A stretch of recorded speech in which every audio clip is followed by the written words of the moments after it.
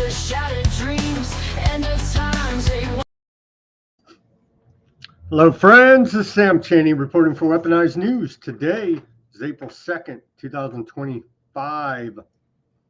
Thank you for joining us on this Wednesday edition of Weaponized News. A lot to go over today. It's America's Liberation Day. We're liberated from the tyranny of central banking by President Trump. Oh, no, that didn't happen. That didn't happen. We're going to see massive price increases across the board. I don't know. Are these tariffs going to work to bring manufacturing back to America? I don't know. We're going to see massive price increases on a myriad of goods. You can know that's going to happen.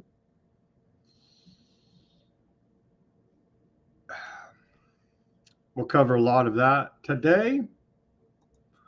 We have the comings and goings of the crime syndicate known as the federal government. A lot going on there, as always. Old libertarian bro Zuckerberg went to the White House. You know, he doesn't censor anybody anymore. It's all good. He banned Trump, but Trump loves it, I guess. All part of the show. All part of the show. Every day it seems to become more apparent that it's just all fake. Like, it's really affecting our lives, but the whole show they put on here with politics is just, it's all fake. It's all fake. Congress on vacation. We're in a legal war with Yemen right now. Nobody cares. I tell my MAGA friends, they get mad at me. There's still people out there believing, trusting the plan. I know them personally. I'm like, I don't know what to tell you guys, man. I feel bad for you that you're this deluded and brainwashed that you can't see reality for what it is, but damn, man. And I tell them, hey, we're bombing Yemen right now. Yemen's shooting down our drones. We're in a war with Yemen. And it's like, I'm like, what the hell, man? What the hell? The free speech on old X. We're friggin' shadow banned into oblivion. We got like over 11,000 followers, allegedly, supposedly. Nobody even sees what we post on there. I pay for the stupid check mark. Total bullshit, man. Total scam job.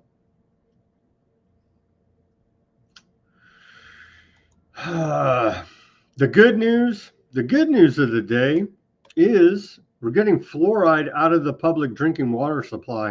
And everybody that loves fluoride, add it yourself. Eat toothpaste. You know what I'm saying? You love neurotoxins so much and brain damage. Go buy a whole bottle of Crest toothpaste and friggin' down it, and you'll get all the fluoride you could ever want. There's still idiots pushing back against it. And you're like, here's a scientific study says it reduces children's IQ. It reduces your IQ. And I fluoride my teeth. It's like, well, you're brain damaged from the fluoride, I guess. There's just no helping you. So that's big news, though. The largest city in America, Miami, has banned water fluoridation. And so that is a major win. So we're not going to be all black-pilled. We're getting wins. We are getting wins. They're hard fought. Fluoride Action Network, they get no credit. But they're the ones doing it, essentially. And so shout out to Fluoride Action Network. I'm going to try to get those guys on. Anyway, we got the comings and goings of the crime syndicate. A lot to go over there. The public health news. The big news was that the fluoride out of the water. Fauci's wife got fired today from the NIH. Her name Christine Grandy. She don't even have Fauci's last name. Who knows? It's probably all fake too. But allegedly, supposedly, it's Fauci's wife. And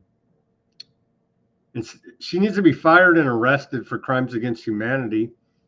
She was the Department of Bioethics head at the NIH.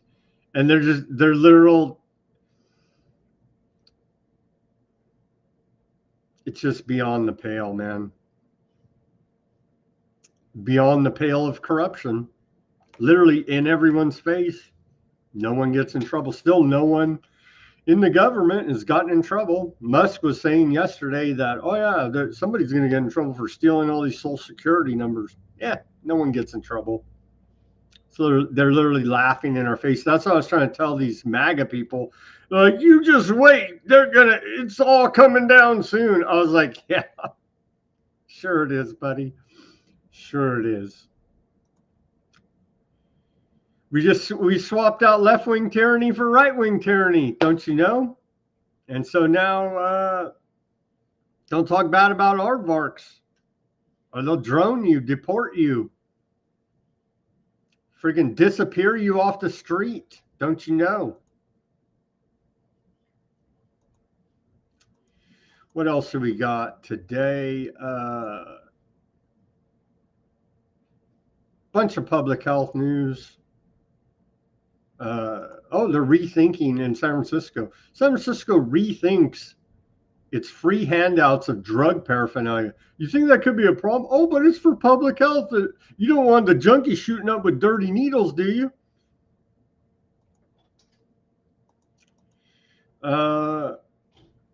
Aardvark land. Yeah, we're at a war with Yemen. We just bombed the hell out of their water supply, a water source over there. U.S. attack on water reservoir in Yemen. It's Hamas, it's Houthis, it's somebody. Well, no water for them. As they are forcibly removing everyone from Rafah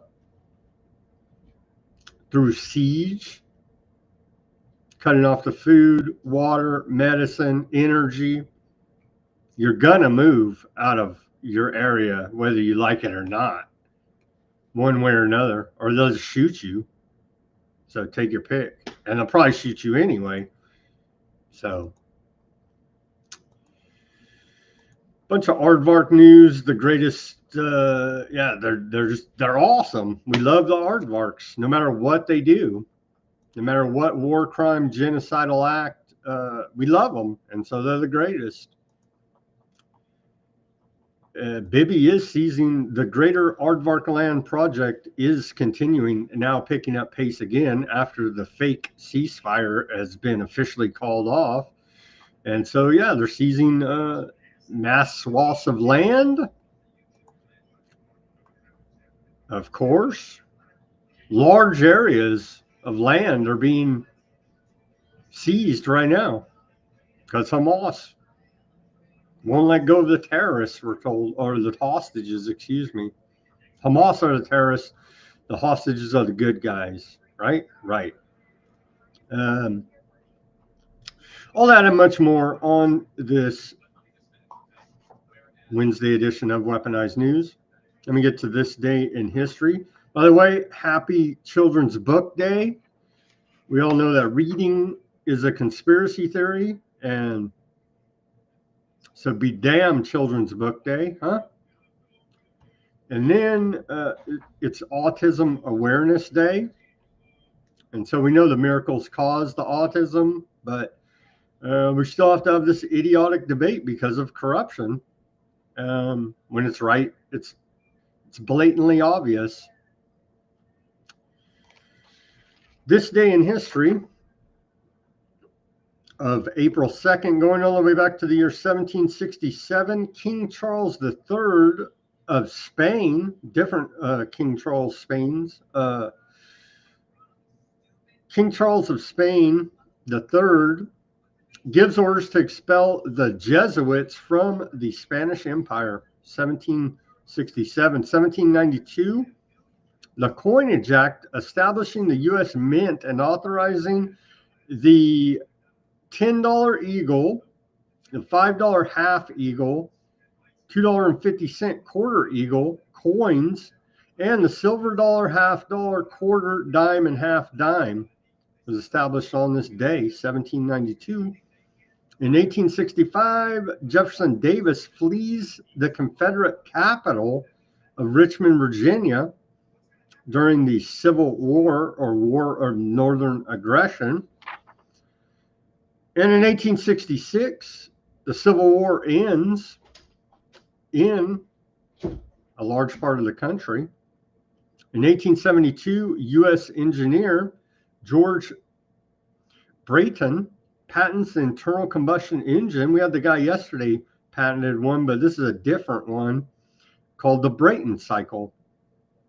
Major part, I think it was a lot earlier, if I remember correctly, when they patented, when was that one? I don't know my notes from yesterday. Anyway, major part in the Industrial Revolution there.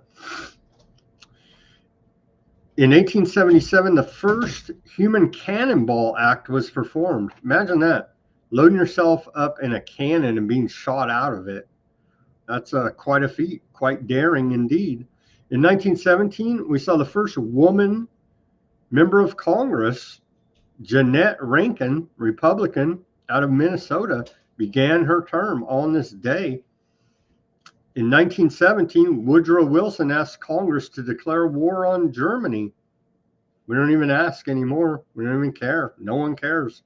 We're bombing people and no one cares. At least back then they acted like you had to at least follow the Constitution to go kill people overseas. Now we just, Yemen, who cares of Yemen?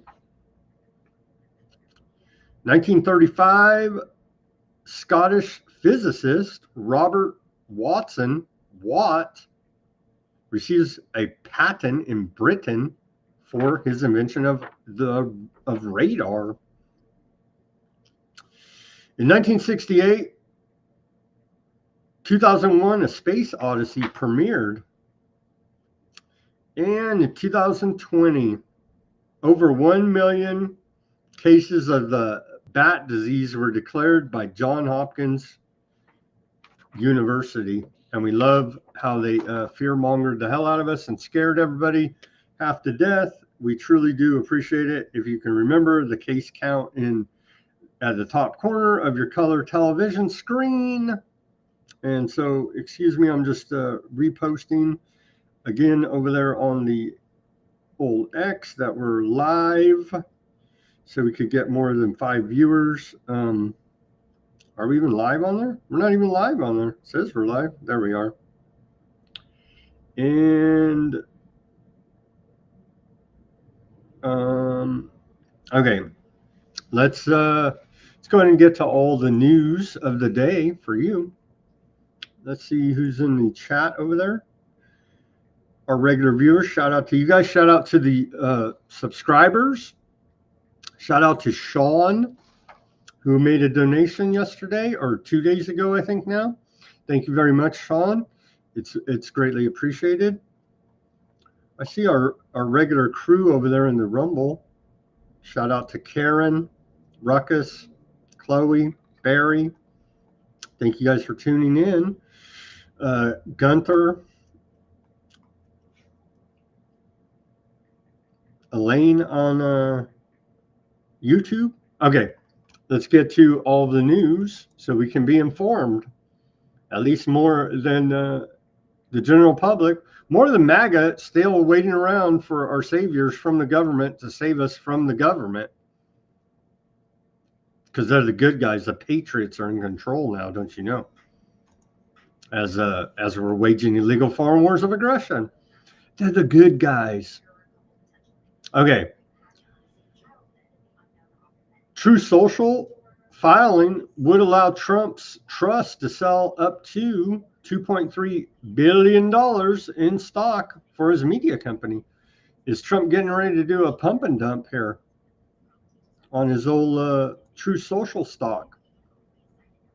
That's happening.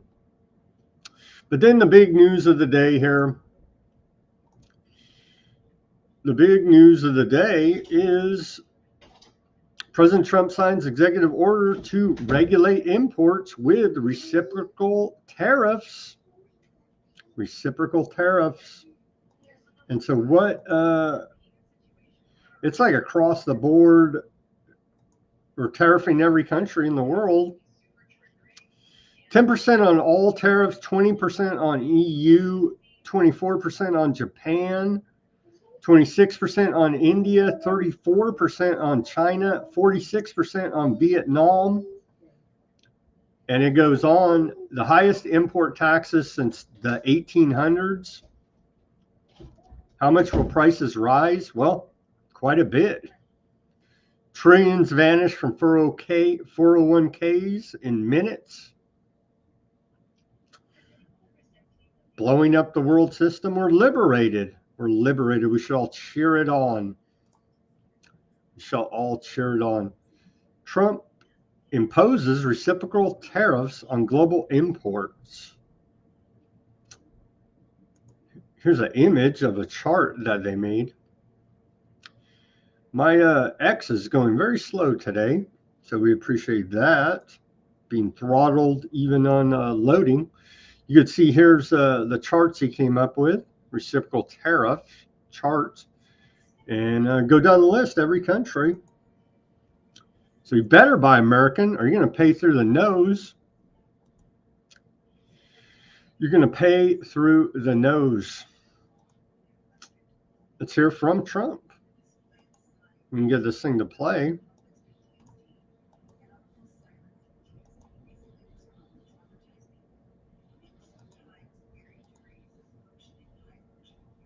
To happen anymore. It's not going to happen.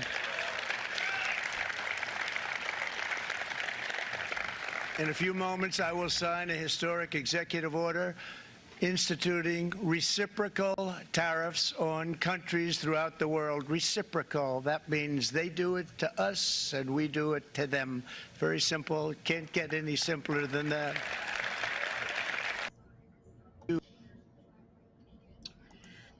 Saving us from the tyranny of central banking, right? Not quite. Here's Trump with his charts.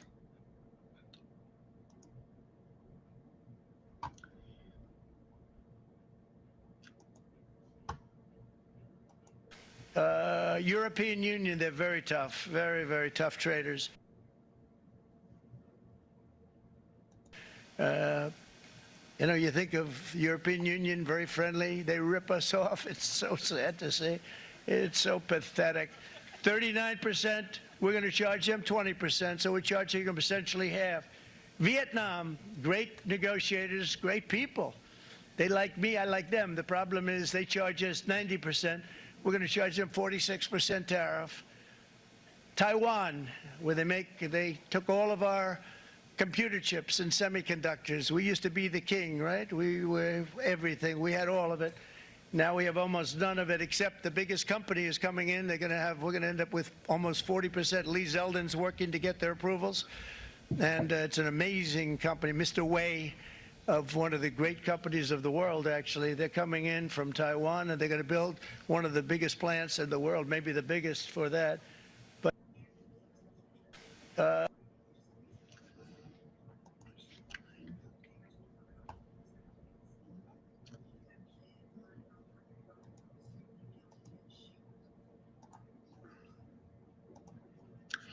Yeah, sorry about that. Lagging over here big time. Let me just check something real quick. I don't know what's going on with all this machine that I'm on. Well, looks like I got a bunch of stuff running here that I didn't even know I had running. Anyway, we'll try to fight through it. I don't know what's sucking up all my computing power here. Something is running in the background. Let's shut this down. Maybe this can help.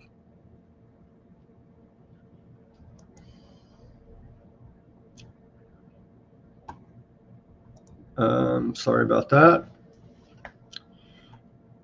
Shut some stuff down here.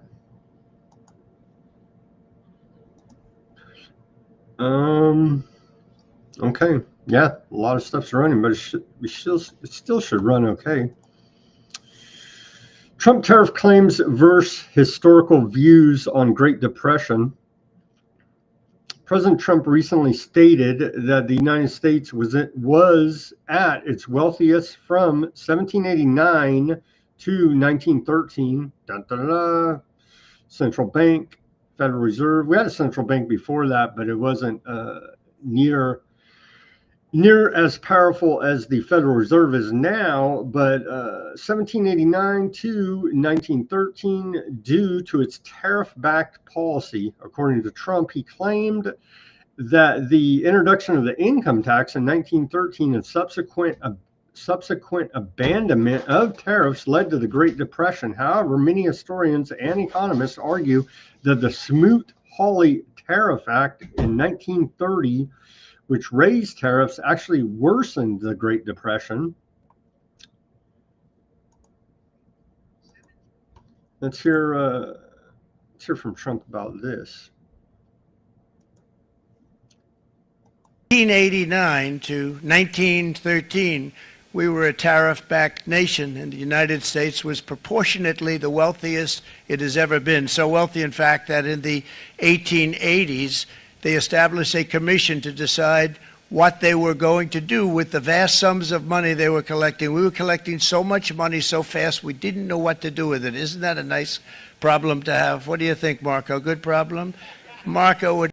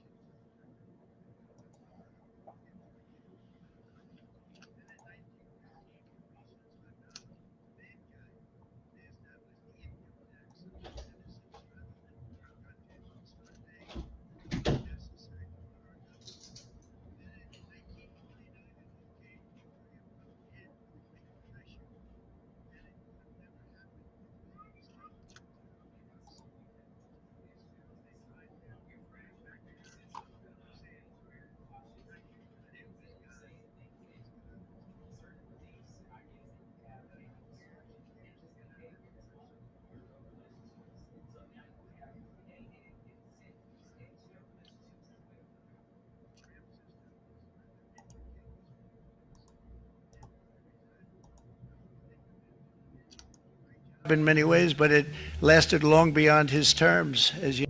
Sorry about the glitches.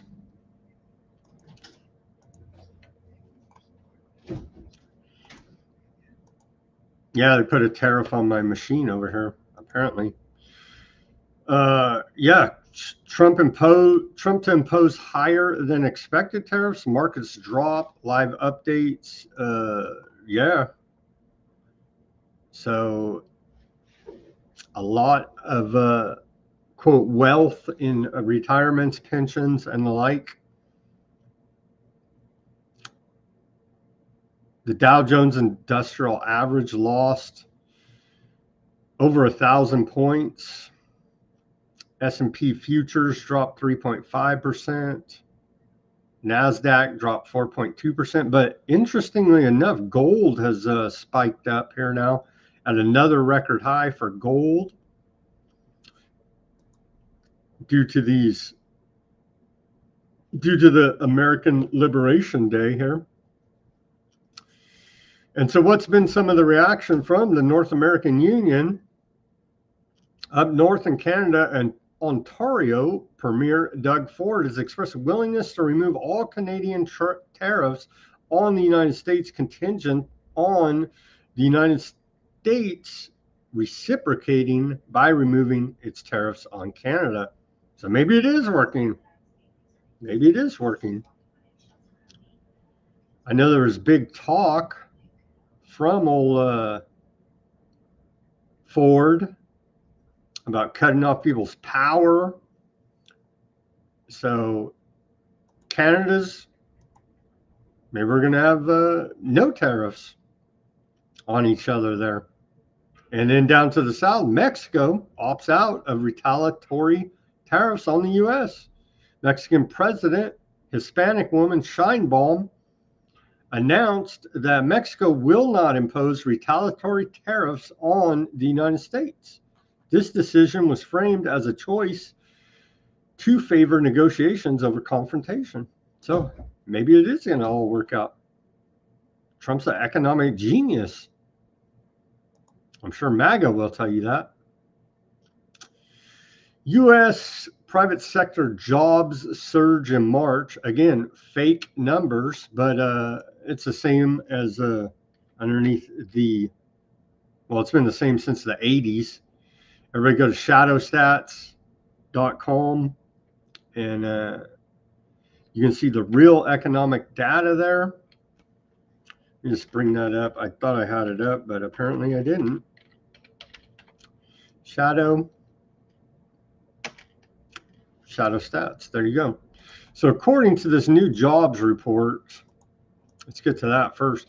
U.S. private sector jobs in March, reportedly, private U.S. companies added 155,000 jobs, surpassing the estimated figure of 120,000 and more than doubling the revised total of 84,000 jobs in February. The manufacturing sector contributed significantly to increasing the number, adding 21,000 jobs. But as we continue to report here, it is always taken out of context to favor the government. We're going to have to track this and see if they revise it down later. But here's the actual unemployment rate from Shadow Stats with all the, you see we're right about, still about 25% here, 24%, something like this.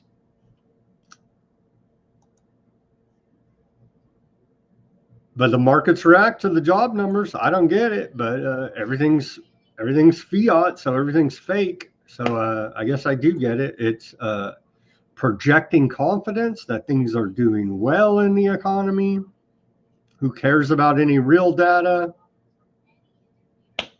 Who cares, right?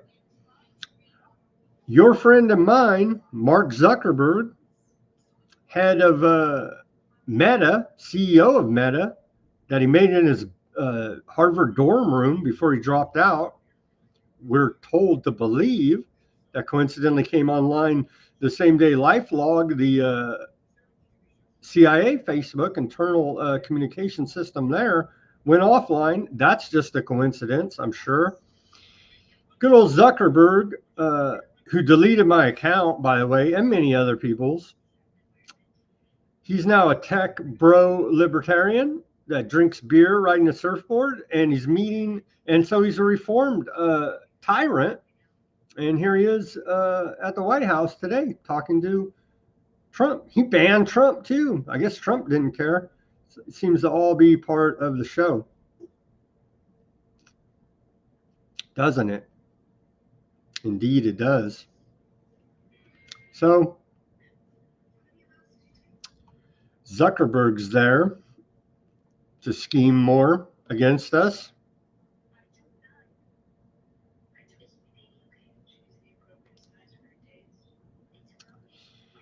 We're on Facebook. I guess we're not banned there. I don't. It's what a mess Facebook is. But anyway, I guess Trump forgave old Zuckerberg for banning him. Okay, what happened yesterday in Wisconsin? There's big elections, and in Florida, Wisconsin Supreme Court election, Crawford wins amid high spending. Remember, Musk went there, was campaigning. They threw all kinds of money, but it's just insane. The election saw significant financial involvement with over $100 million spent, including a notable contribution of $25 million by Elon Musk. And so we believe any of these elections are legitimate. It's just stupid. They spent, both sides combined, spent over $100 million on Wisconsin Supreme Court election. And these are legitimate elections for the people, don't you know? It's just beyond absurd at this point. Of course, Musk at the rally with his cheese head on. And yeah, Republicans lost. Crawford won by a 10-point margin. But she had big funding from the big left-wing, billionaires, Soros, the usual cast of characters, Soros, Pritzker, who the hell's the other guy, Reid Hoffman, I guess, I don't know, all these billionaires. But yeah, again, how much does the job pay? Like maybe 200,000. They spent over $100 million on this. There's no corruption. It's democracy. It's beyond the pale of imagination here for me, but that's where we're at. That's where we're at. So, and people are bringing up the point, which is probably valid, that how did also in the Wisconsin election, voters approved a constitutional amendment adding voter ID requirement, which is racist and hateful. So, but they passed, voters allegedly, for to believe any of this, voted to pass a constitutional amendment requiring voter ID. So how can racist voters in Wisconsin vote for that, but then also vote for a quote liberal left-wing Supreme Court judge, Susan Crawford? How does that jive? It really doesn't jive, right? But that's where we're at in our Orwellian nightmare here. It doesn't have to make sense because you're a racist if you question it. Matthew Whitaker confirmed as U.S. ambassador to NATO. If you guys remember this guy, what was he? This guy came up a bunch. I remember his face. He was in the first Trump administration. I forget exactly what he did, but he's a U.S. ambassador to NATO. Here he is, Matthew Whitaker. Let's show his mug here. There's Matthew Whitaker.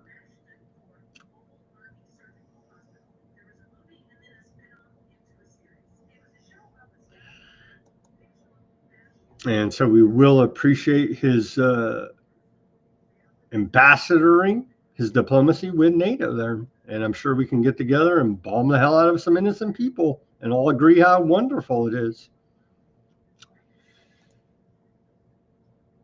Linda McMahon jumping off the top ropes with a big elbow to the education system. Education Secretary Linda McMahon made an unscheduled appearance at a press conference organized by House Democrats outside the Department of Education today. During her statement, McMahon discussed the importance of education being managed closest to the student, aligning with the administration's stance on dismantling the Department of Education and promoting school choice. So, looks like they are. Let's play a clip from this.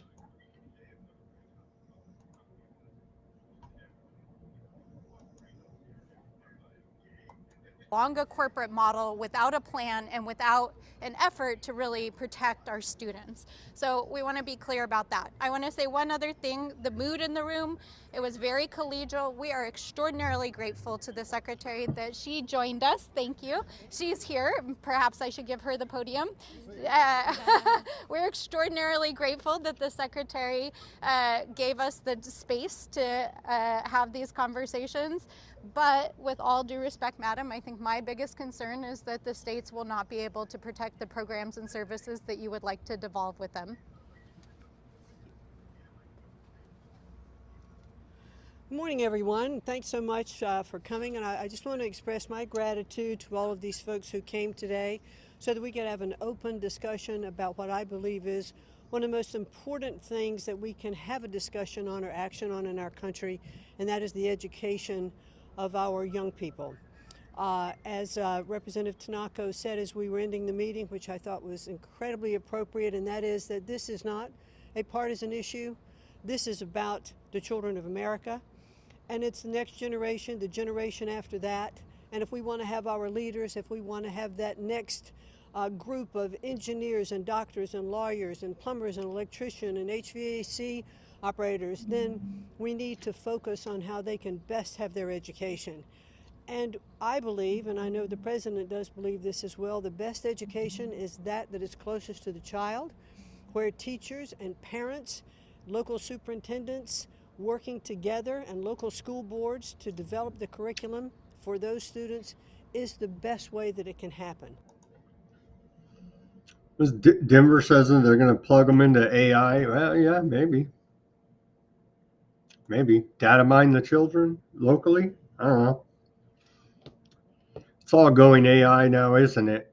As we cheer on the downsizing of the federal government, realize we are marching very quickly now into the scientific dictatorship.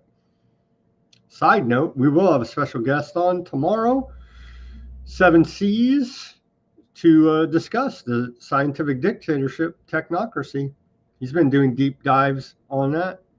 And so that's our favorite subject here, one of our favorite subjects. As we've done deep dives on it, going all the way back to playing all those clips about Bertrand Russell's writings and Lord Julian Huxley, or Lord Bertrand Russell and Sir Julian Huxley, excuse me. The beginnings of the scientific dictatorship technocracy. And so we painstakingly played large sections of their writings on the show for those that can remember and have stuck with us through it. It's painful, but man, everything they talked about we're seeing come to fruition today. Too bad old Lord Bertrand Russell and Julian Huxley are not around to see the fruits of their tyranny. So it shall be a good show tomorrow. Everybody shall be advised to tune in. But back to today, I'm sad. I know everyone out in the audience is sad. I saw Carrie was very sad that we had we lost that aardvark supremacist woman to be Stefanik. So Carrie's sad about that. I am too. Another sad story that I have to report to you here is Hunter Biden has agreed to his disbarment in Washington, D.C. Hunter Biden has agreed to voluntarily disbarment, effectively ending his ability to practice law in Washington, D.C. Very sad. Indeed, day for America when Hunter Biden can't even be a lawyer in Washington, D.C. What are we going to do? I mean, if he can't even be a corrupt lawyer in D.C., then, I mean, things are getting out of control now. We need to impeach Trump immediately. This decision comes after criminal conviction, and he was made to avoid a potential lengthy disbarment process. He didn't even want to go through it. He's just like, I'm done. He filed an affidavit with the D.C. Court of Appeals consenting to disbarment and noting his guilty plea to 9 charges.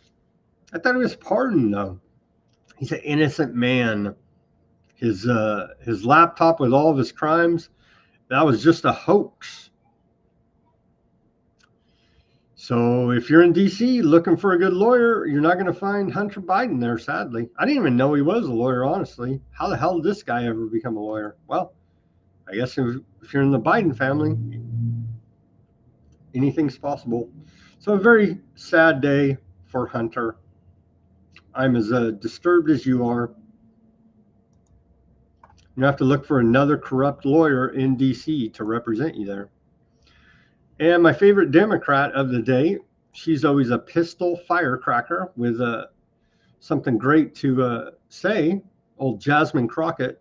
Let's play this clip from Jasmine Crockett. Crockett says that police are racist And there needs to be personnel who look like her. Otherwise, they won't take her case seriously. I'm not arguing with her. Police probably are racist against her. She's screaming racist things at them. You know what I mean? So turnabout's fair play? I don't know. If somebody calls and says, hey, I need you to investigate this cybercrime, or I need you to investigate this child pornography, or I need you to investigate this robbery, then we want somebody to show up, and we don't want them to look at us and act as if just because I'm black or because I'm woman, that I am not worthy of having that case investigated, because we have an administration that is continuously railing against diversity, equity, and inclusion, or we don't need people that show up that feel like diversity should not be valued. That is why we should have somebody that may show up and looks like me. The final thing that I'll say, because you've been gracious, is this. When I first became a public defender, I had no... How the hell are all these idiots becoming lawyers? Maybe I should have become a lawyer. I don't know. She's a lawyer. Hunter Biden's a lawyer. I guess I wasn't corrupt enough. I missed my window here.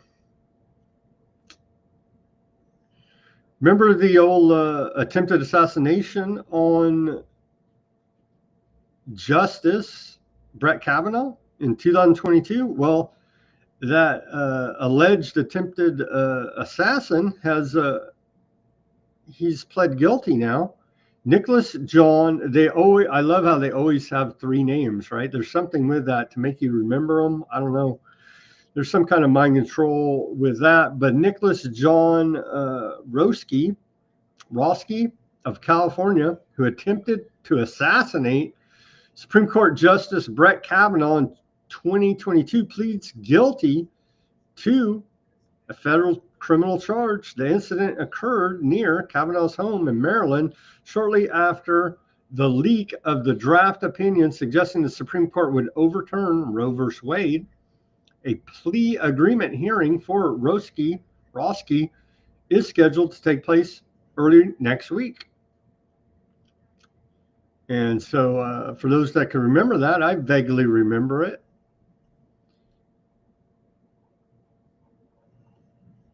He's going to plead guilty. It's the guy been locked up like 3 years. Took him long enough, right? But speedy trials is what we believe in, the rule of law here in America. He'll probably get life. I don't know. They're going to throw the book at that dude. Be nice to your public corrupt officials. Tell them how much you love them. This another odd one, a flashback. We're finally getting some closure on these bizarre cases. Covington school shooting report. Notary sought. No manifesto found. Let's watch this report. This is from Stephen Crowder of Conservative Inc., the fake alternative, new alternative media, whatever you call them. But he was the one pushing this story about the old the manifesto of the shooter, and so hopefully this can give us closure. There was no manifesto, as that's what the Mockingbird media had told us. But anyway, let's watch this short report from Crowder about it. So the MMPD statement, Gerald, can you read it? This is breaking right now against people who are tuning in. Early in the investigation was suggested that Hale left behind a manifesto detailing motives and intentions. Skipping down, by definition, a manifesto is a mission statement or other document written and disseminated by an individual or group to enumerate or expound upon the guiding principles and beliefs that inform their actions. Regardless of length, a manifesto is a single document that outlines all the factors, intentions, and objectives of an individual act or a series of actions. In this case, a manifesto did not exist. And then the final thing when I said there were no documents. What did exist were a series of notebooks, art composition books, and media files created by Hale documenting her planning and preparation for the attack. Jeez. And then there was one other statement. I can't read it there. That Hale never left behind a single document explaining why she committed the attack. why she specifically targeted the covenant and what she hoped to gain, if anything, with the attack. Not a single document explaining any reason as to why she committed the attack. Okay? Rewind. Oh, sorry. Death Day. Okay, there it is. March 27th, 2023. Today is the day, yes. The day has finally come. I can't believe it's here. Don't know how I was able to get this far, but here I am. I'm a little nervous, but excited too. Been excited for these past 2 weeks. There were several times I could have been caught, especially back in the summer of 2021. None of that matters now. I'm almost an hour plus 7 minutes away. Can't believe I'm doing this, but I'm ready. I hope my victims aren't. My only fear is if anything goes wrong, I'll do my best to prevent any of the sort. God, let my wrath take over my anxiety. It might be 10 minutes tops. It might be 3 to 7. It's gonna go quick. I hope I have a high death count.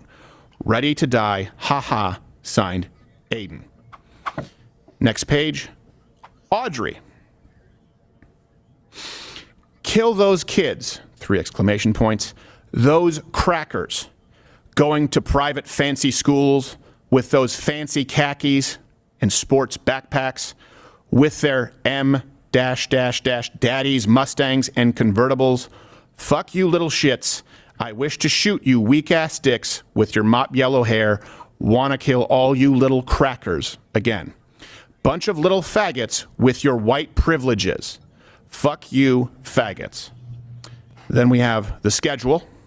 Death Day, 6:30, desired. It's covered by a sticky note, 7 a.m., get dressed, 7:05 to 8:55. It says, with stuffed animals plus possessions, 9 a.m., eat breakfast at home. The home is encircled in a heart shape. 9:30, pack up special belongings and backpack. Test knife core breaker, leave for Royal Range. Gear up plus setup, guns and trunk. Final videotape, leave for Covenant School. Yeah, so, yeah, all fake. Most likely given to us by the FBI. And so we do appreciate their staged false flag terror attacks to bring about more tyranny. Okay, so another judge, when you know, district judges, judge blocks Trump administration from firing federal employees on probation in 19 states. And so Democrat state attorney generals had went ahead and contested the firing of probationary employees at the federal government. You can't get rid of these people. And you can't fire them, according to this judge. And more on this, the weaponization of the legal system, which we continue to see. Employees covered here. 19. It's your typical. I don't know, California. Yeah. So the crime syndicate protecting the crime syndicate there. The weaponization of lawfare and the ideological capture of jurists. In the U.S., more than 125 lawsuits were filed in Trump's first 2 months, challenging his policies mostly against efforts to cut government departments and agencies down to size. In just one day recently, district judges ordered a halt to Trump's executive orders to dismantle USAID, the reinstatement of DEI grants by the Education Department, a pause on deportation flights of alleged Venezuelan gang members, and a stay on the ban of transgender members in the military.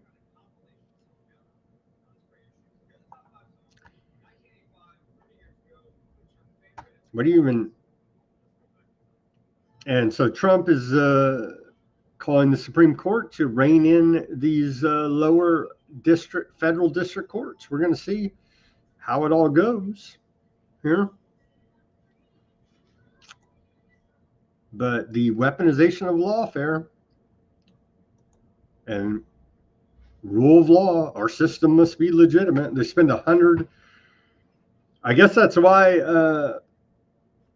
I'll still never understand why a Supreme Court election in Wisconsin's worth $100 million to put into that. What a freaking waste of money, man. Think of all the homeless veterans that could have helped and all the other Americans that need help there in Wisconsin. Who cares? 100 million on this bullshit election. Federal judge allows DOGE in a surprising turn of events. So some Trump administration is getting some rulings in his favor. Federal judge allows DOGE to take over $500 million office building for free. It's the culmination of weeks-long standoff between Elon Musk's DOGE team and the United States Institute of Peace. In our Orwellian reality here, it's probably more likely the Institute of War. I forget what. I remember reading when they were established and all the background of them. They've never we haven't had peace since they've been there. Axe them. Total failure. And I didn't even know they existed. United States Institute of Peace. Total failures. Fire them all. They should have been fired friggin' 25 years ago. Right? So apparently DOGE is taking over their building. Sadly enough. They're cranking up the AI, man. We're going to go over all that tomorrow and do a deep dive with 7 C's. Sadly, Val Kilmer, the Hollywood actor, has passed away. It was announced yesterday at age 65. And so, bless his soul. This may have been, I'm pretty sure he was diagnosed with cancer before any of the miracles, or at least the most recent miracles, hit the market before the medical intervention period. So this one may not have had direct cause due to the saving of us all. But sad to announce there. Val Kilmer, dead at 65. Great American actor. Yeah, Tombstone. I was going to play the clip from Tombstone, but they'll automatically flag it for copyright on YouTube. So even though it's fair use, it doesn't matter. So sadly, here's probably what's your guys' favorite Val Kilmer role? Here he is as Doc Holliday in Tombstone. And I was going to play the clip of Tombstone, but copyright, they'll flag me.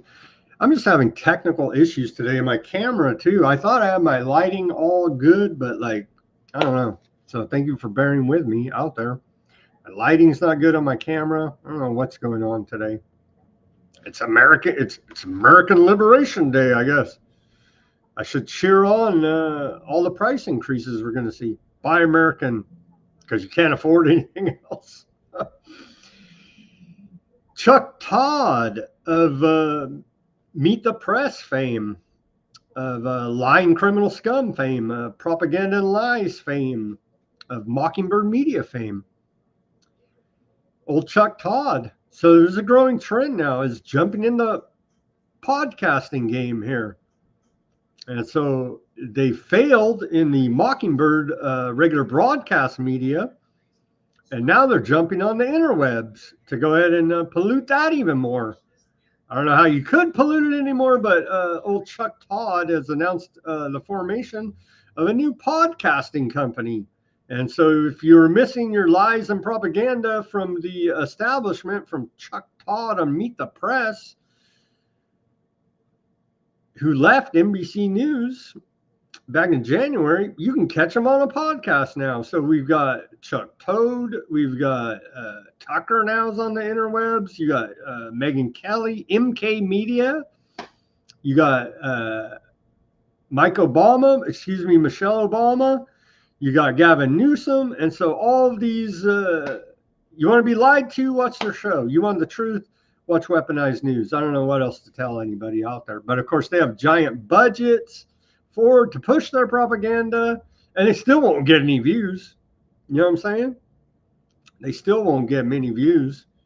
But on to another failed media venture there for Chuck Todd, formerly of Meet the Press, to continue lying. These people are like habitual liars, like they're addicted to lying or something.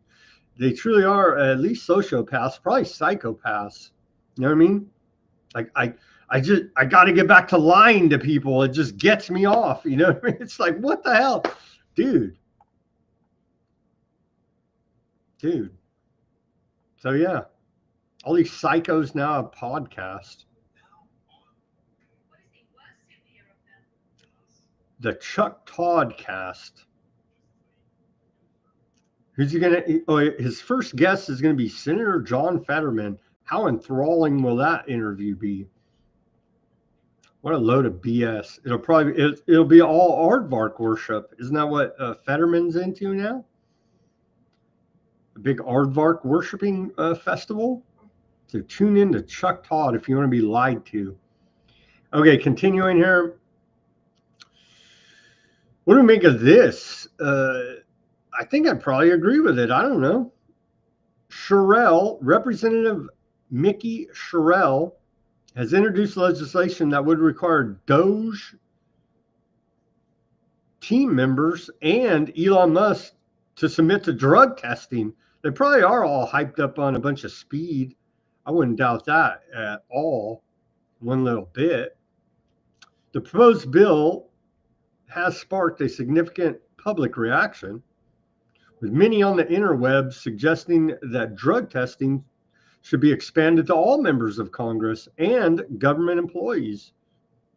Something's making them, are they on drugs? They're just evil. Like something is making them be corrupt a-holes. They're effing us over. They're not acting like good Americans. Let me tell you that. All these government people, man, there's something seriously wrong with them. Maybe it's drugs. So yeah, let's drug test all government. But even if they test positive or whatever, nothing will happen to them. You know what I mean? If you test positive, you work for the government, fired, no pension, nothing. How about that? Me and you, they'll cheer on throwing our butt in jail, man, and throwing away the key. But them, our humble civil servants, test them all. You know, DOGE and Musk. I don't even care about Musk, but you know, DOGE. You know, they're all hopped up on speed. Continuing, it won't pass. The GOP Democrat introduced that. It won't pass the GOP because they know, open the door to drug testing. Oh, hell no. We may be caught up in all of our drug addictions here. More about Tesla in the Elon Musk section, and then we'll take the commercial break. Tesla reports 13% drop in first quarter vehicle deliveries. And so the attack on Tesla is having an effect from a year ago.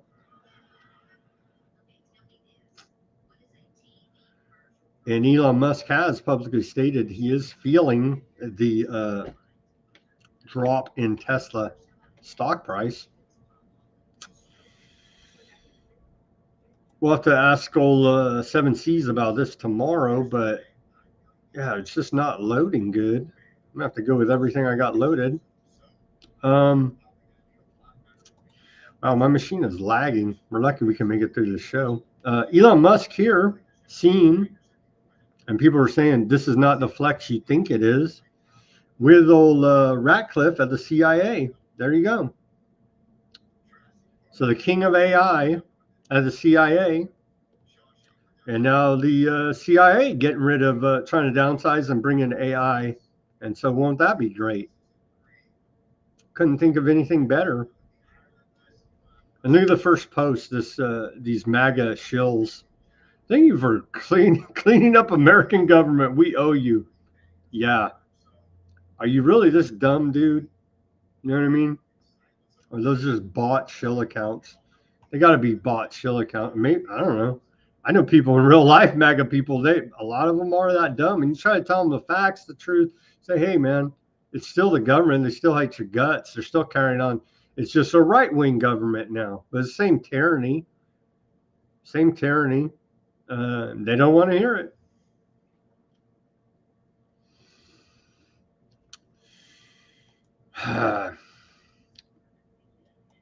It's not loading here. I want to play a concerning post from Musk, but another concerning post here from Neuralink, his brain chip company. Neuralink patient registry is now open globally. So there you go. Are you guys interested in getting that brain chip? You can now sign up at Neuralink here. Let me put that up there. I know our audience is very interested in getting the brain chip. If you have a quadriplegia and are interested in exploring groundbreaking ways to control a computer using your thoughts, you can now sign up from anywhere in the world. And again, they're going to sell it to us as they're saving, they're helping, and it may very well help them. And I hope it does help these poor crippled people. But the thing is, they're developing it to put into everybody's brain. That's the problem here now, isn't it? And so they sell it to us as helping the cripples, which is a good thing. I'm not going to say it's a bad thing to help paraplegics and people with neural disabilities. But the problem is, they're going to go ahead and mainstream it and try to force everybody to have it. Let's watch this Neuralink clinical trial video.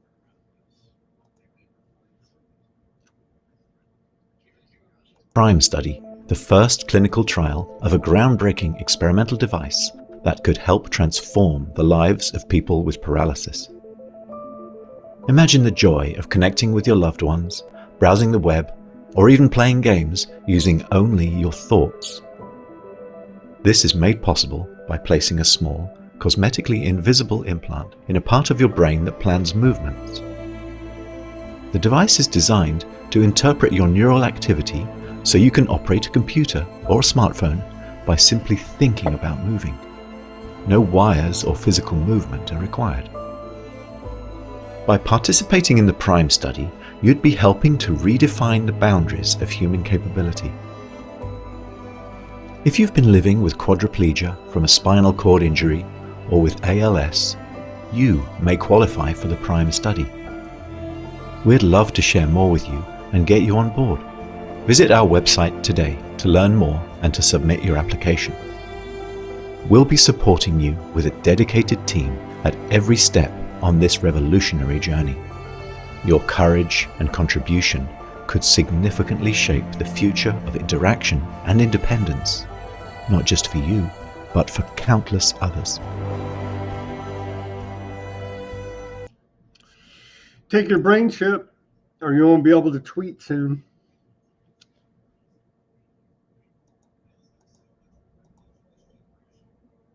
Live commercial break here. Everybody go to Weaponized News YouTube account, as we're still gaining followers over there somehow, some way. I thought Simon was on Galloway, but I scrolled through it and I didn't see it today. So that's usually where we're getting the followers for on YouTube. But shout out to the YouTube new subscribers over there. Give us a subscription on the YouTube. And I did create my AI commercial. It didn't come out exactly how I liked, but I don't think I'm going to get to it today. I need to sort my machine out here because it's not running so smooth. But I'm going to have to try it tomorrow or the next day. So I'll just read it to you. Again, is your business stuck in the slow lane? Rev up with success with Abba Enterprises. From razor sharp accounting to seamless QuickBooks mastery, we've got your back. Consulting that sparks growth, payroll that's always on time, and taxes done with precision. Call 577-9250. Abba Enterprises is here to help. That was my live commercial read there. As you guys will be blown away what this, apparently I got into woke AI. They literally, I'm going to save it. I'm going to save it till I can do a good presentation and show you guys exactly what I'm talking about. But you'll be shocked as I was, or maybe you won't be, but I'm shocked by it. Okay. Another shocking story after the commercial break here now is they're robbing the Amish. I mean, you're going to hell. You're straight up going to hell if you're robbing the Amish. At least 2 incidents of armed robbery targeting Amish buggies occurred in Pennsylvania. In both cases, a black car stopped the buggies, and the suspect, described as a white male wearing dark clothes and a medical mask, pointed a gun at the drivers and demanded their wallets. The incidents have sparked wide-ranging concern. Excuse me. On the interwebs, and starting a campaign titled "I Stand with the Amish Community." Well, hell yeah, you better stand with the Amish community. Let's watch this short report about it. Quite shocking indeed. You're going to hell if you're robbing the Amish, man. An armed robbery. A vehicle stopped an Amish buggy, pulled in front of him, pulled him over, and by gunpoint, he robbed an Amish man, took his wallet. The sound of hooves hitting the road and the sights of Amish buggies are common in New Wilmington. Hogelman says what they believe to be the same vehicle, a small black car, also tried stopping another buggy, but that buggy got away. Police described the suspect as a white male with dark clothes and a medical mask. Hogelman believes the buggies were targeted. There's no one else going to be driving an Amish buggy but an Amish person, so I think they were targeting the Amish. Hogelman said some within the Amish community are concerned, the women more than the men. She also asked permission to do this interview. And they felt it was a good thing for me to make the public aware that we are being vigilant. To help her Amish friends, Hogelman started a social media campaign with the slogan, "I stand with our Amish community." She says it's gone viral. I wanted the Amish community to know that we do support them and we are going to be out there. And I think primarily people in the United States know the Amish are such a peace-loving, kind group of people, and they definitely want to support and help the Amish. Susan Hogelman also wants people to be alert that if they're driving around New Wilmington in the area, and if they see something suspicious, to call police. The old, yeah, they better be carrying, you know what I'm saying, after 2 armed robberies like that. The Amish have done more to help the people of the victims of the Hurricane Helene than the entire federal government. Go figure, you know what I mean? As we continue to report here. And I like how the Amish won't even talk to the fake news media, the Mockingbird media. They're like, yeah, we have a intermediary here who's going to go talk. We're not going to talk to you fools. I like that about the Amish as well.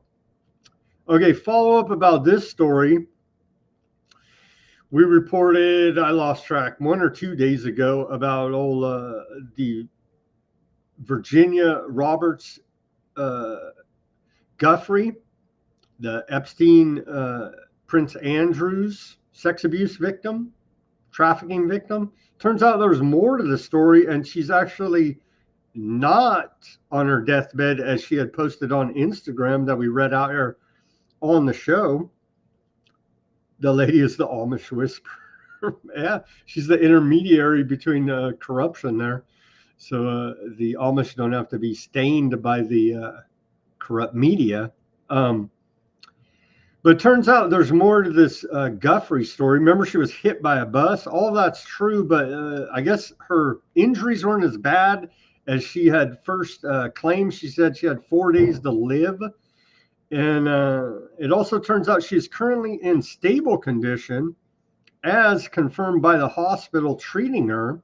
Guthrie faces a court faces court over allegations of breaching a family violence restraining order, with the charges filed shortly before she was hit by a bus. All of that part's true. The only thing that was misconstrued was her claim that she had 4 days to live. So hopefully she can live on. But she was badly injured, as anybody would be after a bus hits you. So a little bit more about that. Thankfully, it looks like she will live longer than 4 days. I don't know what's up with my lighting, this camera. I'm just like having a bad day here with the tech. Okay, anyway. So I wanted to follow up on that story. And there was one other follow-up. Remember old Paula White? I don't even have the video or anything, but I went and researched a little bit further. And turns out that that clip we played, it was a little bit out of context, not 100%. I forget. She was asked, the Right Wing Watch clipped it together.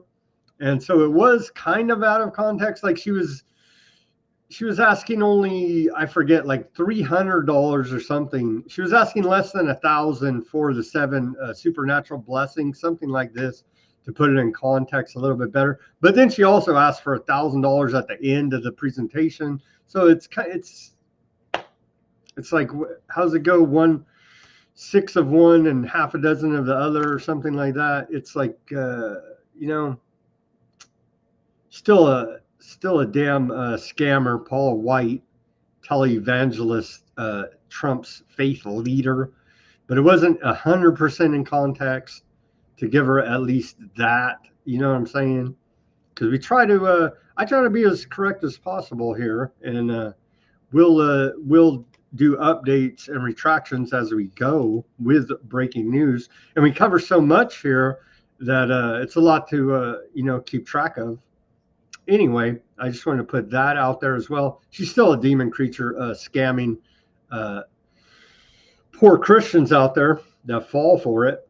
So none of that has changed. Talk about a demon creature here. Xavier Becerra. What a piece of crap this guy is. He was previously California's Attorney General under the medical intervention period. And he was also served in the Biden administration as Secretary of Health and Human Services, the Bobby Kennedy position now at HHS. Anyway, this piece of garbage should be arrested for crimes against humanity. He's announced he's running for California governor. And so let's watch his announcement video here. Hi, I'm Javier Becerra, and you may have heard I am running to be governor of our great state of California. And that's because I watched my parents, a construction worker and a clerical worker, achieve the California dream. Can we do that today with this affordability crisis? Very tough. But we've taken on these tough fights. California has succeeded in those tough fights and become the economic engine of this country. We can do that, but you need a leader who can be tough. And I've been in those tough fights, whether it was as a member of Congress when we helped draft and pass the Affordable Care Act, when I was Attorney General for our great state of California, and I took on the Trump administration the first time, sued him over 100 times and won. Or whether as Secretary of Health and Human Services, I took on the pharmaceutical industry and we negotiated lowered prescription drug prices for seniors under Medicare. Honestly, look, speeches and fancy announcements, those can wait. Right now, what can't wait is that California dream. Real change comes with our participation. I'm looking forward to seeing you, because together we will rebuild the California dream. What a corrupt piece of garbage that guy is. Oh yeah, he took on the pharmaceutical industry, let me tell you. Yeah, Carrie, I remember, was Obama's faith leaders, Pastor Jeremiah Wright out of Chicago? Black supremacist. Remember? Yeah, I remember that. That guy was pretty crazy. I don't know, about as crazy as Paula White. She's a friggin' aardvark supremacist. So there you go. We can't get rid of these extremists, can we? Bill Easley appointed to U.S. Attorney for Los Angeles. All the Republicans are cheering it on. MAGA. I saw a bunch of posts he's going after the corrupt state of California. I hope he does. I'm not holding my breath. But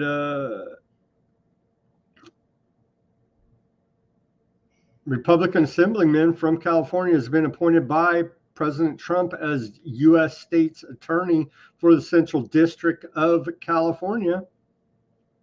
Easily, I guess is how you pronounce it, resigned from his position in the California State Assembly to accept a new role effective immediately. Is he going to prosecute?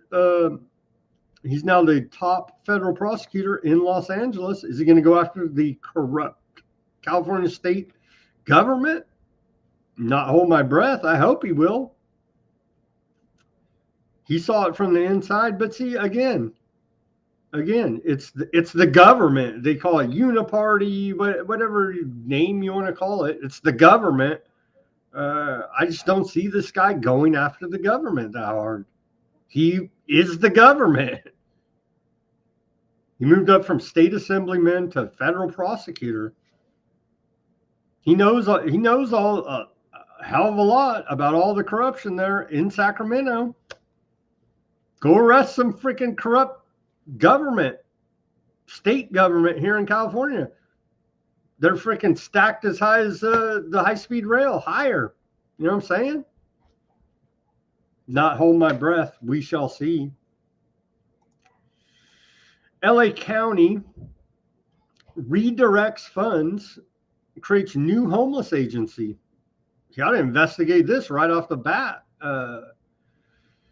The Los Angeles County Board of Supervisors has voted to establish a new countywide department to address homelessness, diverting over $300 million in annual funding from the Los Angeles Homeless Service Authority. This decision comes amidst criticism of said authority, LAHSA's, the Los Angeles Homeless Services Authority, effectiveness and transparency. It's a giant fraud. More homeless than ever. They hand out the money and get kickbacks from nonprofits and NGOs. Investigate that, Mr. New federal prosecutor. I'd start right there. That's easy picking, should be. Concurrently, as we reported yesterday, a voter-approved sales tax increase of 9.5% to 9.75% took effect in LA County, expected to generate approximately $1 billion annually for homeless services to be frauded and scammed away. And so it continues. Record number of homelessness. Throw another $1 billion at it by stealing from the people of Los Angeles County.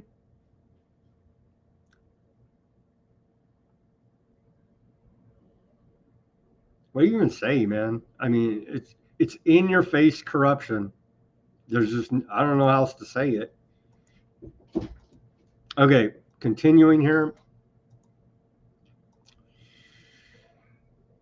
Sadly, it is World Autism Awareness Day. I do feel for the children and the parents that are suffering from autism. We've covered it extensively here. We've done deep dives with Ginger Taylor, activist out of Maine. She's been around a long time, fighting it, exposing it, showing all. I forget even how many. We're going to try to get her back on. Over 50, let's just say. I know it's even more than that. Scientific studies linking autism to the miracles. It's there. But your Mockingbird media, the establishment, they act like it doesn't exist. We've covered it in great detail, doing the deep dive, as they say. Undeniable fact that the miracles are causing autism. You know what I'm saying? Let's play this clip from Bobby Kennedy Jr. He acts befuddled and can't figure it out. He knows damn well what is going on here.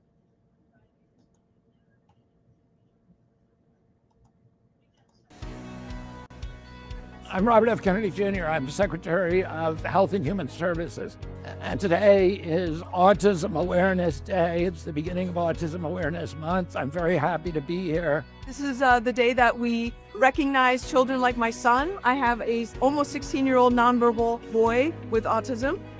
This is my beautiful daughter, Sophie, who's 18 years old.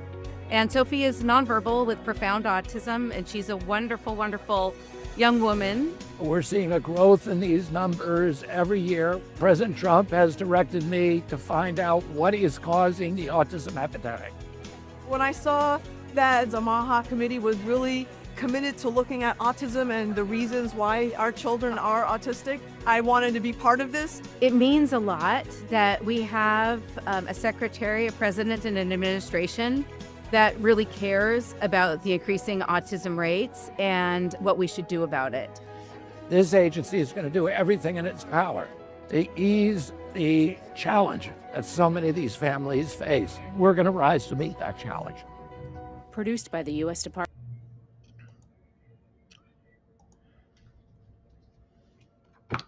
We know damn well what's causing it. Kennedy knows damn well what's causing it.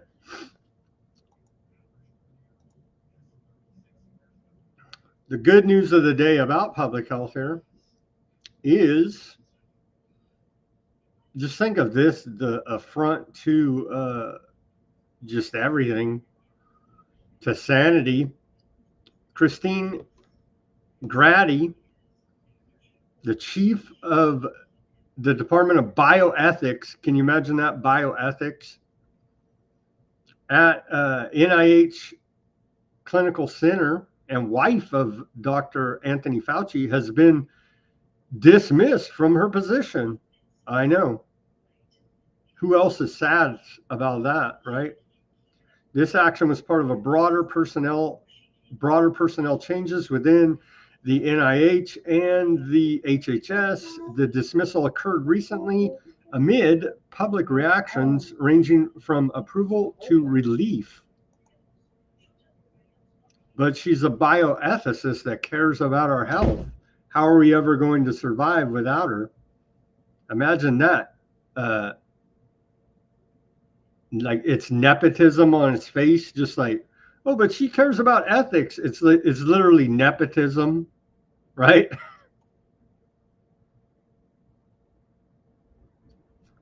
They all need to be arrested for crimes against humanity. It's not going to happen, but that's what these people deserve. A lot more than being fired. Walgreens, this happened right the next county over from me. Let me check this real quick. Somebody sent me a message, and it's annoying my feed. If I can't even load this. Anyway, the next county over for me, from me, Madera County, as I'm in Fresno County. Walgreens employee killed in Madera over pharmacy grudge. A Walgreens employee named Eric Vasquez was fatally shot by 30-year-old Narcisco Fernandez at a Walgreens store in Madera, California. Let's watch this news report about it.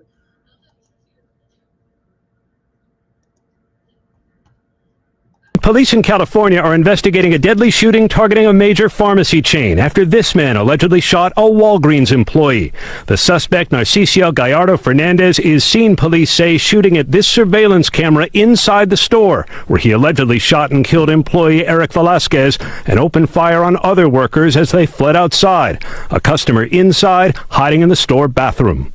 When they arrived, they found Narcisco out front, the suspect, who was reloading his handgun at his vehicle. Police say the suspect did not know the employee he killed. We do know he has a general disdain or grudge against pharmacies, large-scale pharmacies, by statements made.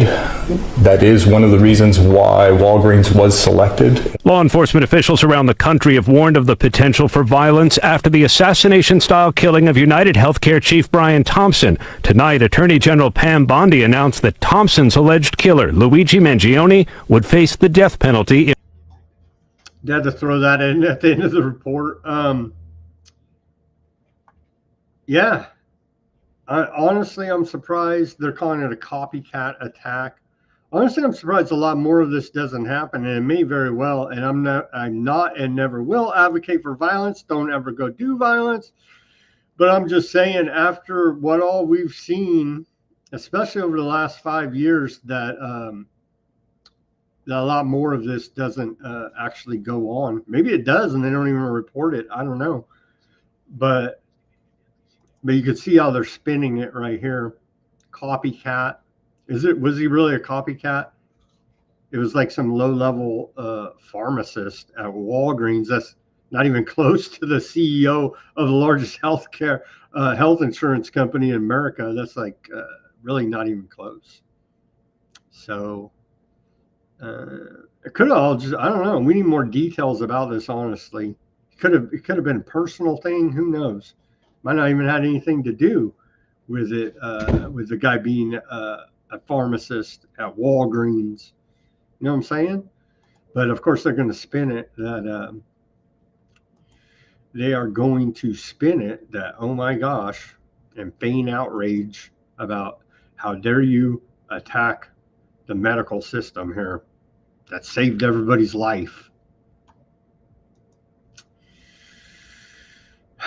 Continuing. Oh, we're going to get, I'm trying to get old, that's her name even, Praying Hawk, Julie out of Butte County.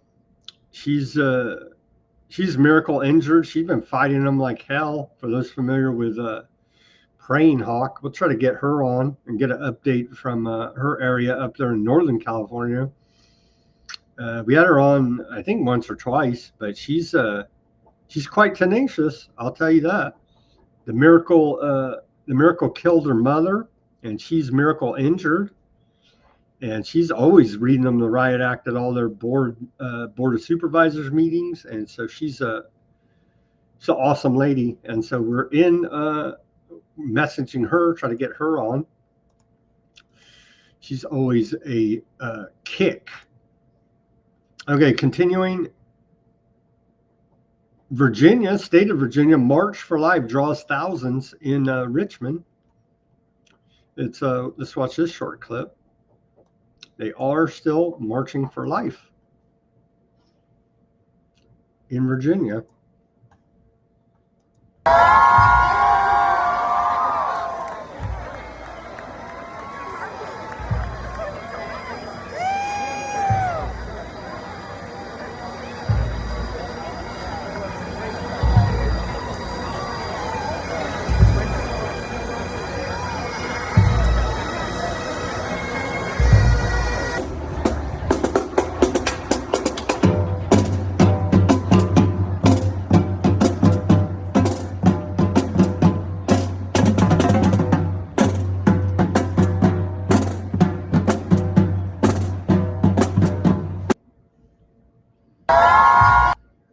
So nice little march there they had going on against eugenics. Okay, the big story of the day, the lead headline actually, Miami is the largest city in U.S. history to end its water fluoridation program. It is the latest in a growing list of communities ending this outdated practice in the wake of the federal court's ruling that fluoridated water possesses an unreasonable risk to the brain. And that's from Michael Conant, the head attorney that's pushed all this through. And so indeed, he's doing God's work there. And as you can see, And so these are big wins. And so there's a lot to be black-pilled about. But hey, these are big public health, real public health wins here now that we're seeing. And so congratulations there to Miami for that achievement. It's sad it took a court ruling to sit the EPA down on this. And there's still idiots out there arguing how great it is. So you're free, like I said, to eat 10 toothpaste tubes of Crest toothpaste, where it says on the back, if you swallow more than a friggin' thumbnail, call poison control. Who cares? Who cares? Eat it all, man. Eat it all.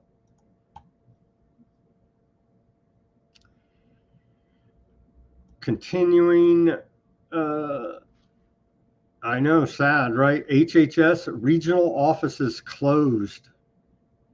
Very sad indeed, affecting Head Start. The Trump administration closed 5 regional offices of the Department of Health and Human Services, including those in Seattle and San Francisco. I'm outraged, right? They saved our life, and this is the thanks they get? The action resulted in the termination of all office of Head Start employees in affected regions. The closures impacted states such as Washington, Oregon, Idaho, California, and Michigan, potentially disrupting services for over 750,000 children enrolled in Head Start programs across the nation.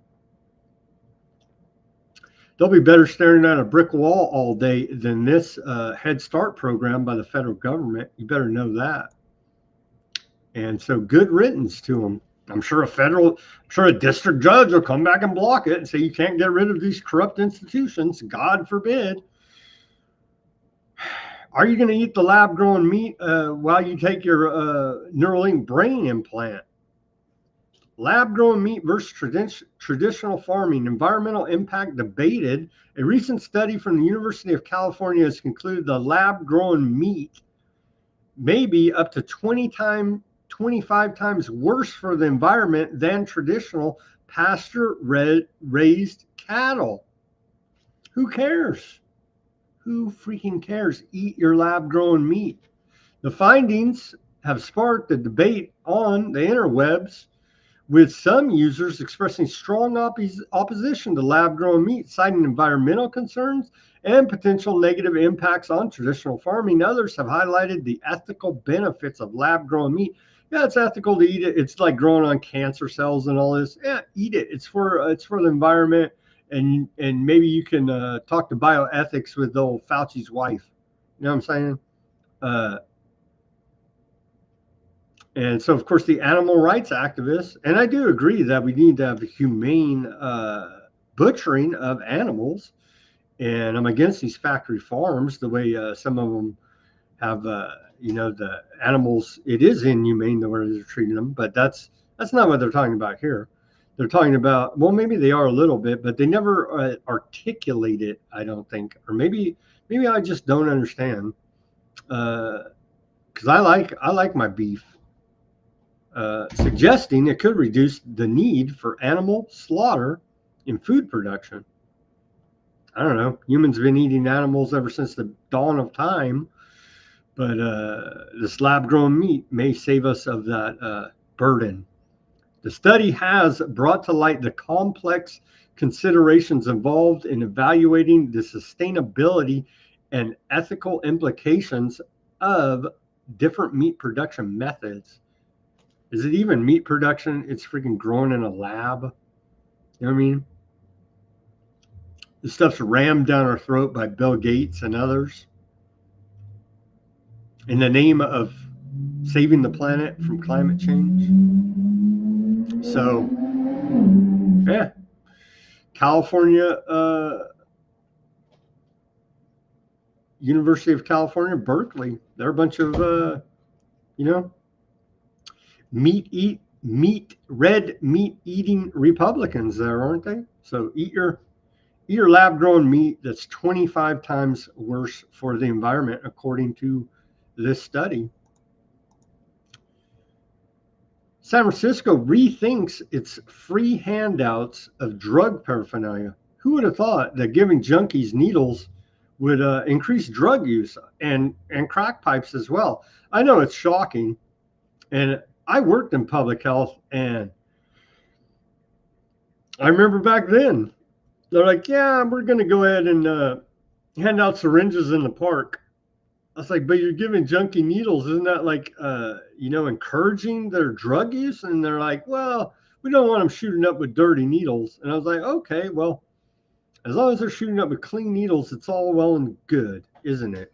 Well, now even San Francisco has seemed to find an error in their ways, and they're talking about they're going to scale back free drug paraphernalia for junkies there. Shocking, I know.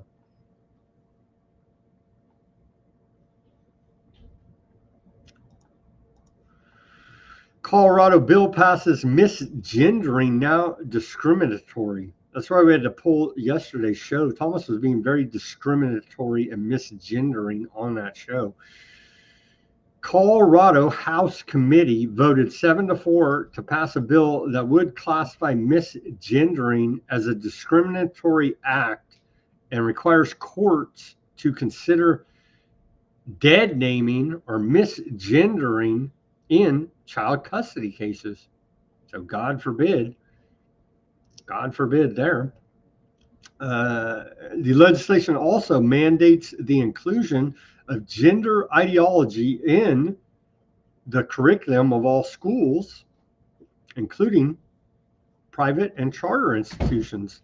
The bill has sparked significant debate, with critics expressing concerns over potential violations of parental rights and freedom of speech, while supporters argue it aims to protect transgender individuals from discrimination, as we should. Continuing here. Onto the geopolitical section of the show, international news. And we did get a post from Simon that he tagged me on. I think he tweeted it from my account, actually. But this is important as we continue to report here. Extremely interesting Wu Yi long interview on Sino-Russia relations. And so again, it's all in Chinese. We had to translate it here for you. But from the old Chinese here, who we've underreported here, sadly. Wang Yi interview with Russia Today International Media Group. And so they announce the strongest ties between Russia and China in history. He talks about here. And again, that same language that Simon had pointed out for so long, win-win cooperation between China and Russia. I'm not going to read it all to you here, but I will post the link. I will post the link in the description or in the show notes on our Substack channel. Everybody subscribe to Weaponized News on Substack. And yeah, it's just more confirmation, which we've reported extensively here, that Russia and China are good buddies. And so when we go around poking the bear, you got China to deal with as well. And you go around and are saber rattling against Iran, we've got Russia and China to deal with as well, waiting in the wings there, that everyone should consider as they scream bomb Iran, because they're going to have nukes in 2 weeks that we've heard for the last 25 years. Consider the fact that Russia and China are also standing there waiting in the wings to say, it ain't Yemen, America, NATO, aardvarks. You know what I'm saying? Just saying. And so reaffirming again, the strongest ties in relations between China and Russia in history is the overall, and then of course there's a lot of other nitty-gritty details, but that's the overall summary here and takeaway from this interview. Okay, aardvarks, or no, it's actually U.S. What's the difference? Is there any difference? Maybe not. So we're committing war crimes essentially here now with no Congress. Congress on vacation. U.S. airstrikes destroy water sources for 50,000 Yemenis. But hey, get the Houthis. We got to clear up those shipping lanes. U.S. military has relentlessly bombed Yemen for over 2 weeks. Congress doesn't even talk. Does Congress? Can Congress find Yemen on a map? I seriously doubt it.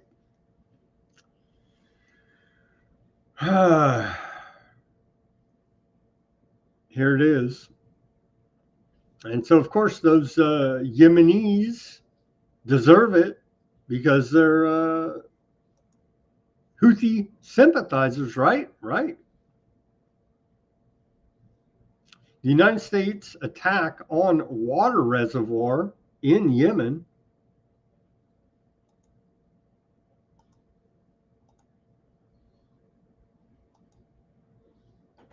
We blew up America, blew up their freaking reservoir there with the water. Maybe if they would have been putting fluoride in it, we wouldn't have bombed it. I don't know. But yeah, so we're the good guys and they're not. And so we blow up their water supply.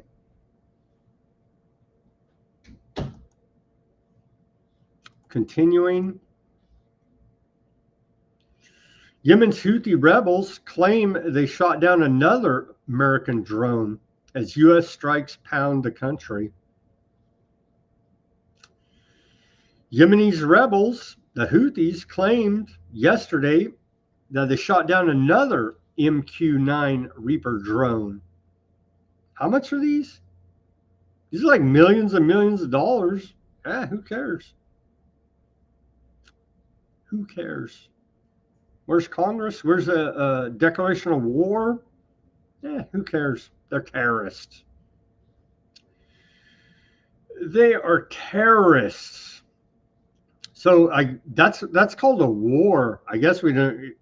In our Orwellian reality, when two sides are shooting at each other and taking down their military equipment, in Yemen's case, we're blowing up civilian infrastructure. In our case, they're shooting down our military drones. That's called a friggin' war. But that seems to have went over the head of Congress and is not part of our vocabulary. And so maybe if we called it the defense of the shipping lanes, then they would vote on it in Congress there.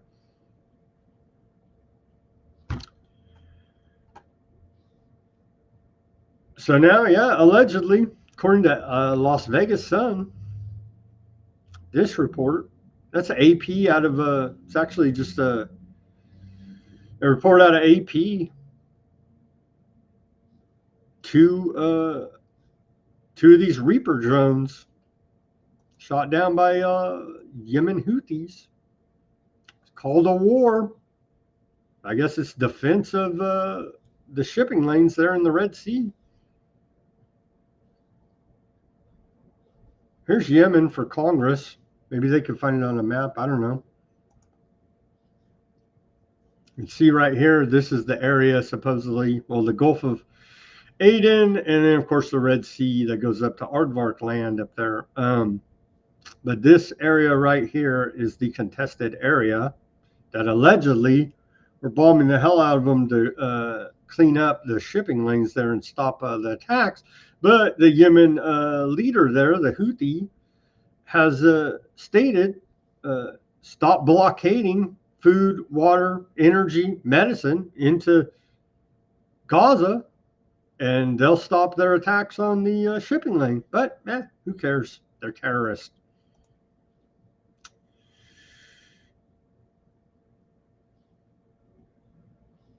And you know, our aircraft carriers over there, USS Harry Truman aircraft carriers in the Red Sea, Yemen shooting missiles at it. Wouldn't you know? So what a better excuse as a reason why we need to go ahead and bomb the hell out of Yemen. We're kind of putting ourselves there, right? And our drone is over their land that got shot down. Who cares? They're terrorists.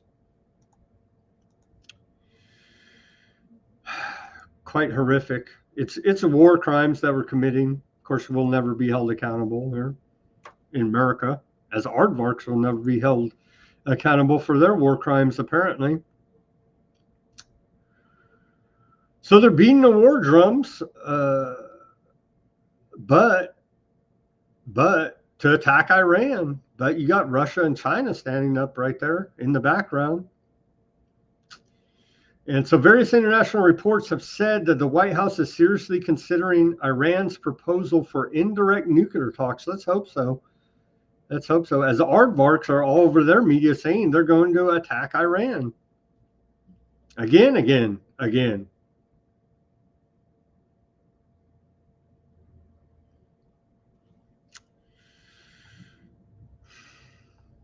That's the last freaking thing we need is a war with Iran.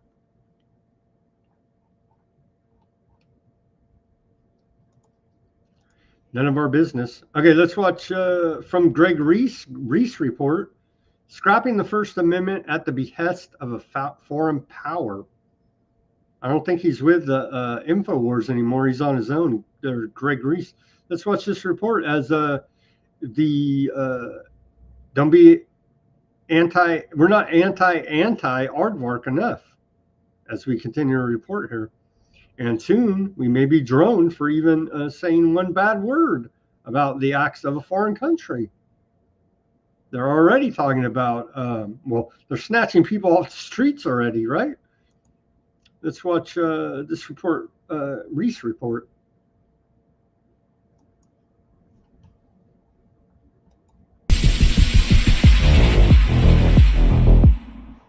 On the campaign trail, Donald Trump promised to deport those protesting Israeli war crimes. Unlike liberal Kamala, I will support Israel's right to win its war on terror. You have to support that. Got to win, got to finish it off. And instead of pandering to the jihad sympathizers and America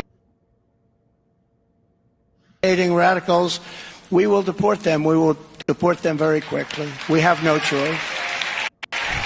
When it comes to Israel, who has given him over $230 million, Trump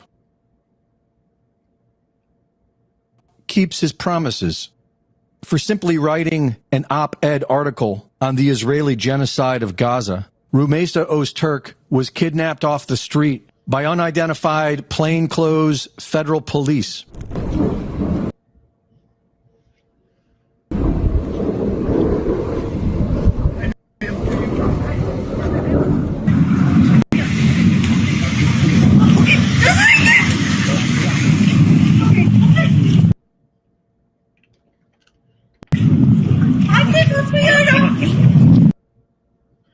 Yeah, sorry about that.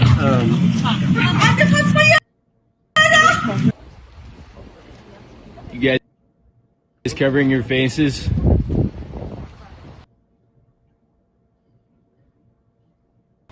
You want to take those masks off?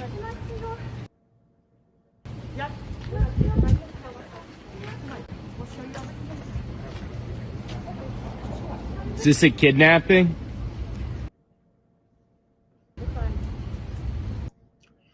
Yeah, sorry about that. It just doesn't seem to want to play that video so well, coincidentally enough.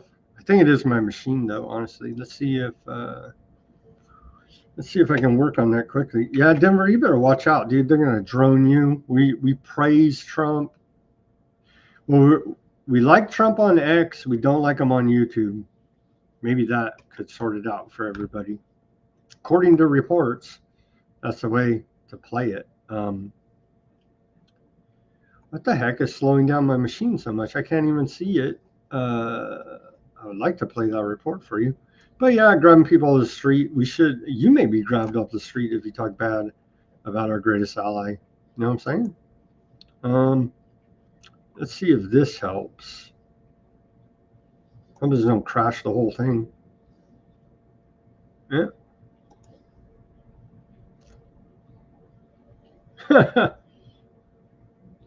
You just got crashed, it said. Let's see what happens if we can play this, if that helped. Yeah, it's America. Here we go. Let's see if I can fast forward. I think that did help. Here we go. It was my machine. It was me. Here we go. For simply writing an op-ed article on the Israeli genocide of Gaza, Rumeysa Öztürk was kidnapped off the street by unidentified plainclothes federal police.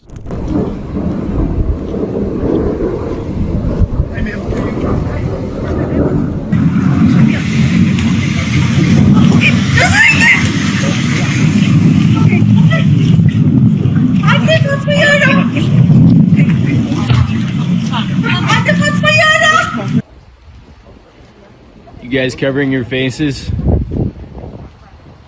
You want to take those masks off?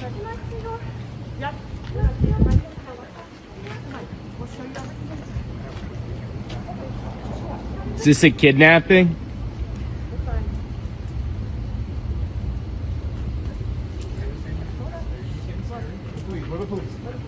Yeah, you don't look like it. Why are you hiding your faces?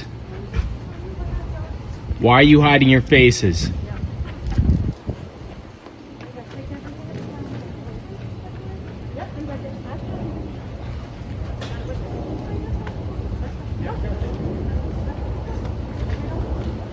Can I see some faces here? How do I know this is the police? Seems like bullshit to me. Certainly looks like it. Arguably the cornerstone of American freedom, the First Amendment of the U.S. Constitution is to protect the right of the people to peacefully express their views, no matter who they may offend.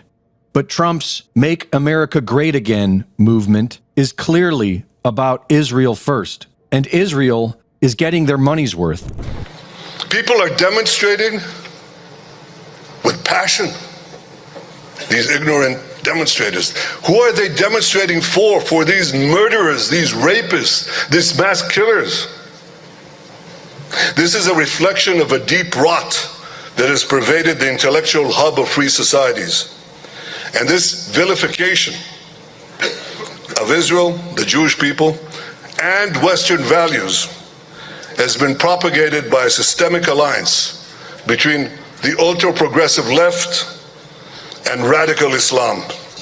It must be resolutely fought by civilized societies to safeguard their future. This is why we must all commend President Trump's decisive actions against anti-Semitism, and we must pressure other governments to do the same. MAGA is leading the way in censorship, but that's not good enough for the Zionists who control America. Anti-Semitism is not just an age-old prejudice. It is a contemporary crisis manifesting on campuses across the nation. It is not enough for individuals or institutions to merely claim they are not anti-Semitic. As my father once taught me, it is not enough for people, especially public figures, to be neutral or not be anti-Semitic. One must be anti-Semitic. We must demand the same of our universities and government institutions. This hearing, in my opinion, is an attempt to be just that, anti-Semitic. There is no voting your way out of this quagmire. Israel has control over the U.S. government. Government can do in 2 months more than any organization can do in its lifetime. The government, the United States government or the government of France or the government of any other country has the power to rein in anti-Semitism in a much more effective way. And you know, people say, well, you know, the governments are not in the business of changing the way people think. That's true, but, you know, to my thinking, most people who are, you know, anti-Semites, most of these people running around, we're not going to win their hearts and minds because they don't have hearts and they don't have minds. So, you know, how are we going to, there's no reason to think we're ever going to convince them, but we can deport them, we can put them in jail, we can make their lives miserable, we can cut off their funding, and that's what the Trump administration is doing for the first time. Greg Reese reporting.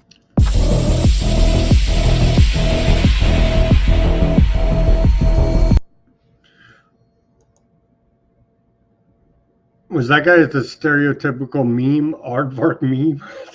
He looked like it. He looked like it. Yeah, well,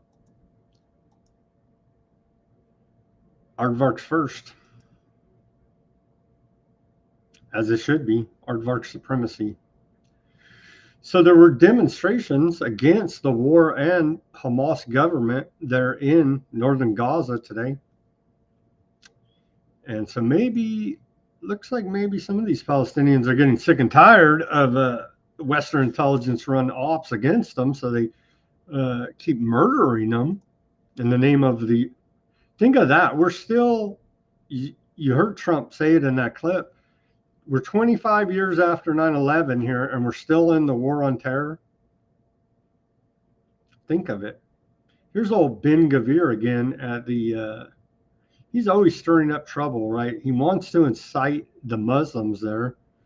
Ben Gvir visited the Al-Aqsa Mosque compound this morning under heavy police protection, of course, prompting strong condemnation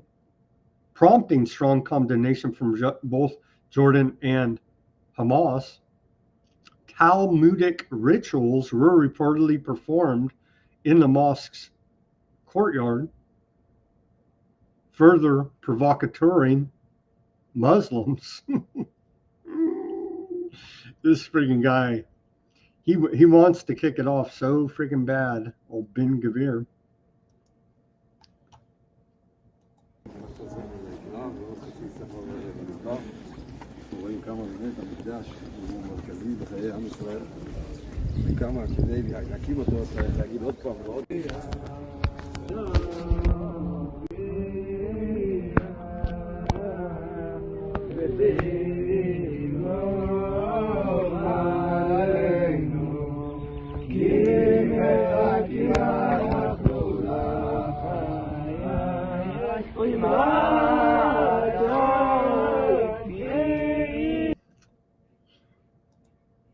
So there you go, trying to provoke the Muslims there. He would like nothing more than for them to attack. But it's not like they even need another excuse. I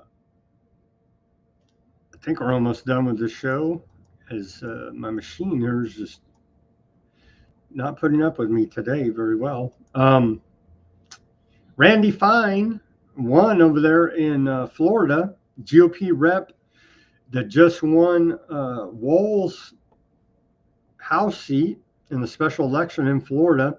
He labels anti-aardvark flyers as a hate crime and calls for 5 years in prison. See what I'm saying? There would be no talking bad about aardvarks, or you're going to prison next. We had video. It's not playing, so we'll continue. I gave you the report. It's on the interwebs. You could see him say it. There we go. Maybe it is loading now. Yeah, you don't want to see this guy. That's what's happening. He's calling for 5 years in prison for anti-aardvark flyers. May get droned. That'll be next. Let's see. Yeah, aardvarks take new territory in Gaza, squeezing Hamas. Are they squeezing Hamas? Really? Bibi said aardvarks have seized a corridor of land and could split one of Gaza's largest cities from the rest of the enclave. They're in Rafah. And so they're doing the greater aardvark land redevelopment, real estate redevelopment project there in Gaza. And in Lebanon, go up north there a little bit. In Lebanon, Defense Minister Katz says troops to stay without time limit to defend the border communities.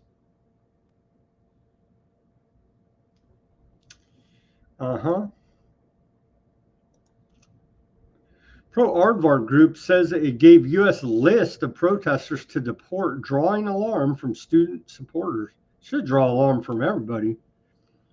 Foreign governments are telling us who to support. Whether you are, whatever side of it you're on, it should raise alarm.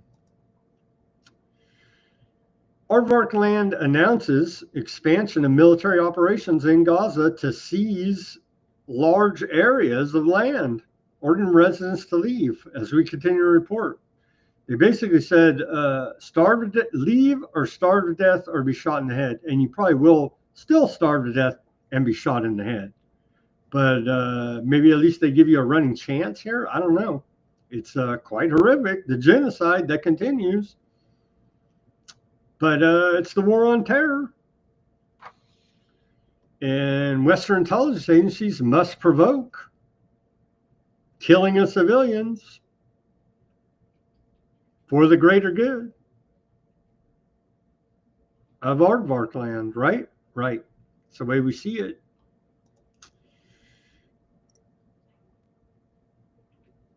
Yeah.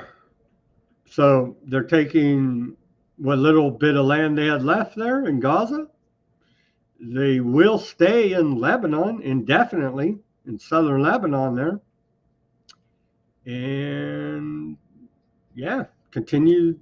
The genocide continues. The genocide continues. Where else did they bomb? Aardvark's, yeah, just the bombing continues.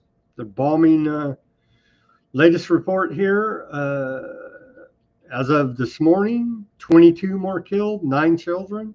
Yeah, they deserved it. They're terrorists. They're attacking in Syria too. Aardvark warplanes target the Hama, not to be confused with Hamas, the Hama military airport in Syria. I wonder how come the moderate radical jihadists that took over Syrian government, how come they never target Aardvarks? It's one of the, maybe Q can figure out that riddle for us, right? It's a mystery that can never be solved. Maybe they'll declassify that along with the Epstein files, right?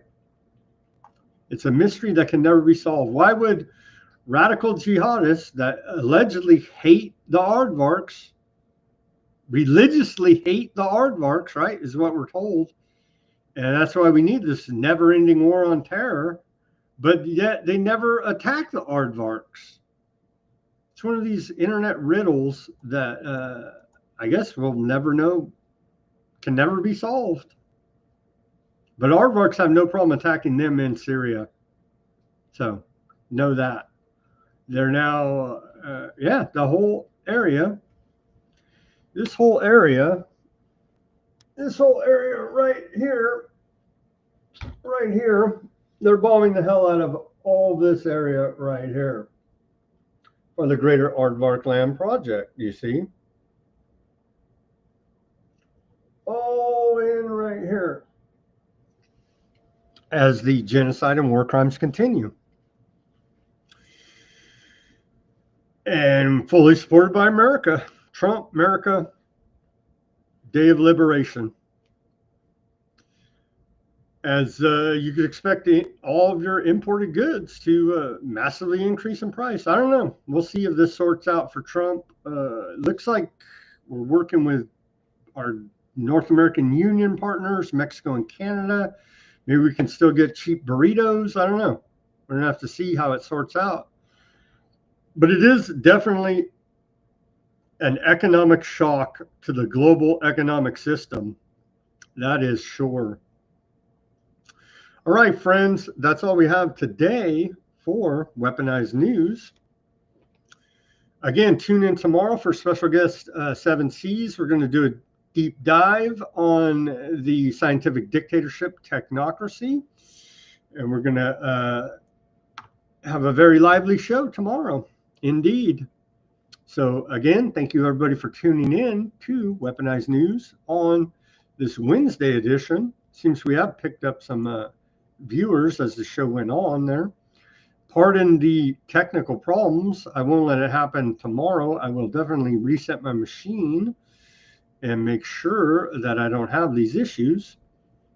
Go to all our channels there in the description of this video. Give us a subscription. And we covered a heck of a lot of news today, as we do every day here. Shout out to the audience over there on the Odysee. I see Huffman. Oh no, it's Gillespie. Barry manning the channels. And we're going to play a Barry activist video on the way out. Fat Bob, thank you, gentlemen, for keeping that chat on Odysee lively. Of course, the chat on Rumble is always lively. Thank you, everyone, for tuning in to the Rumble and keeping that chat very lively. It's much appreciated.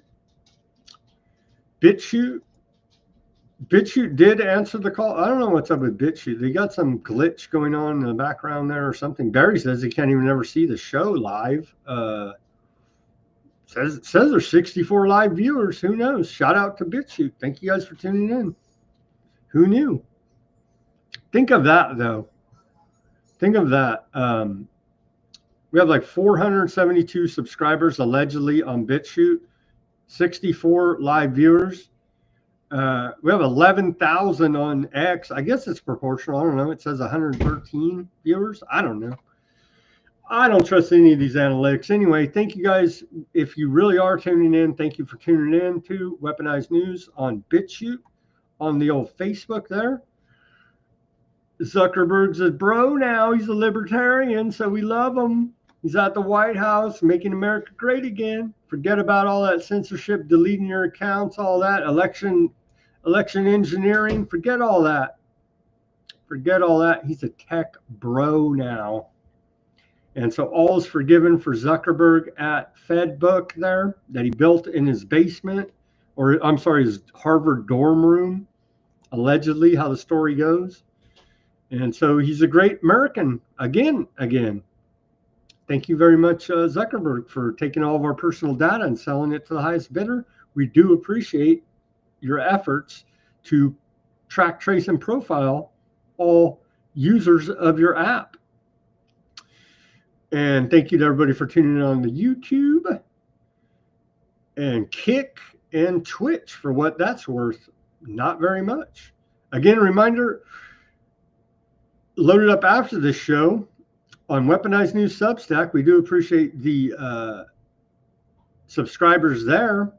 You'll find links to almost everything we talk about on this show for deeper dives if you're interested in any of the subjects that were covered today. Indeed, LifeLog, DARPA, Facebook, 2003. It's a tech bro, homie. He would never be part of the CIA, all right? As always, everybody do your own research. Peace, love, and liberty. Speak out and take action. And we're going to go ahead and have a Barry Dutton activist video play us out here. Barry Dutton, the uncounselor, challenges mayor to debate him on banning residents from City Hall. And again, we'll see you back here tomorrow on Weaponized News. Same bat time, same bat channel, 5 p.m. Pacific Standard Time, 8 Eastern District Time, with a special guest, 7 C's, to do a deep dive on your and mine favorite topic, scientific dictatorship, technocracy. Here's Barry Dutton. So before I hit record, my goal in this is to tell both sides of the story, and I'm going to just ask you a couple questions, and feel free to tell me what your concerns are, and go from there. All right. Okay? Okay, so first of all, if I can just get the correct spelling of your first and last name, please. It's Barry Dutton, B-A-R-R-Y-D-U-T-T-O-N.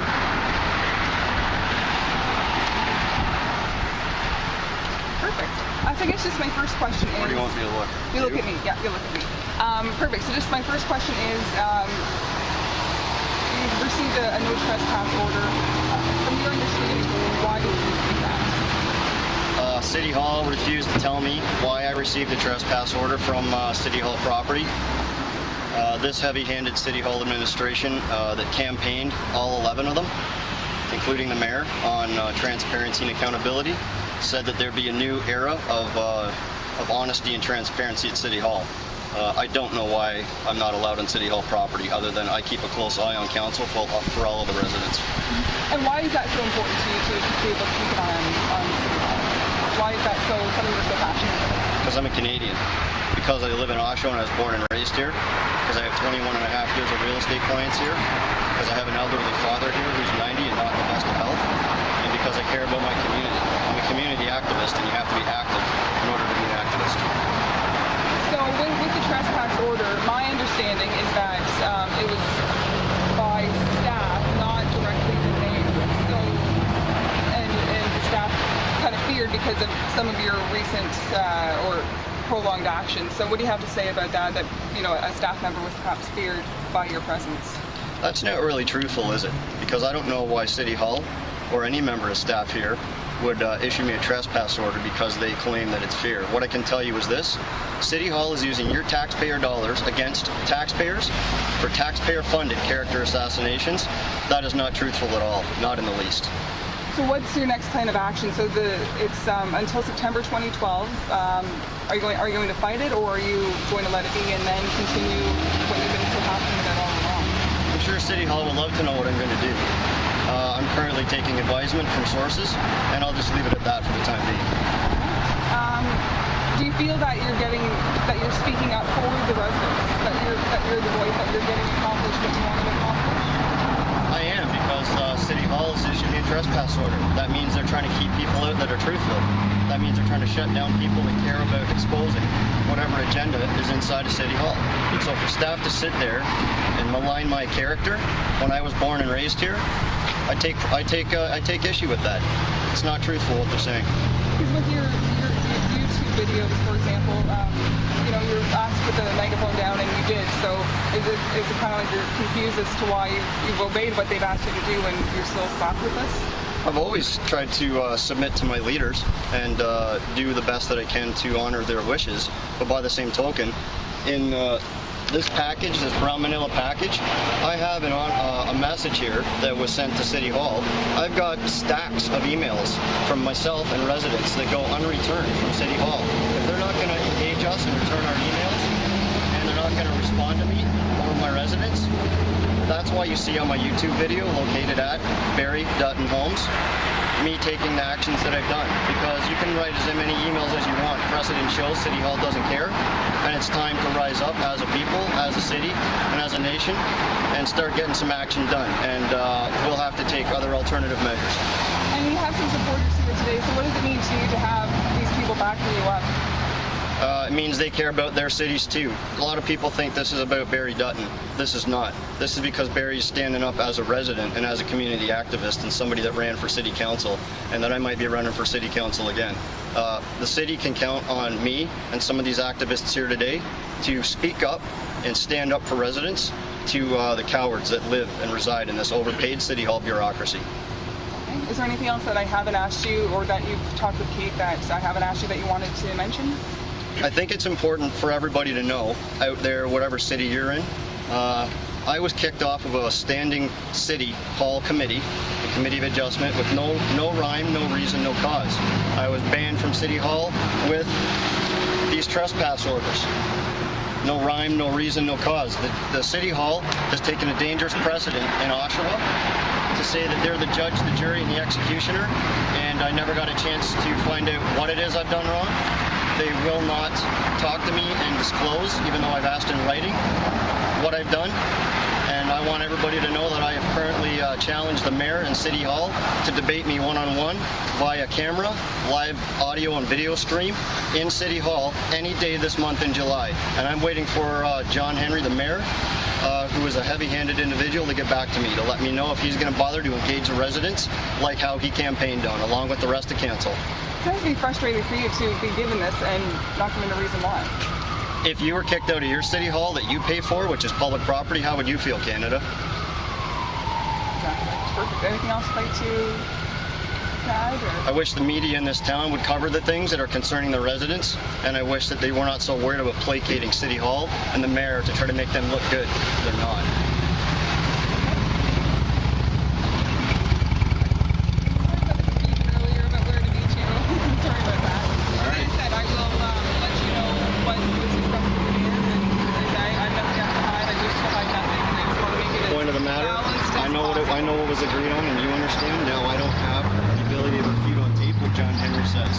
I'm the underdog here.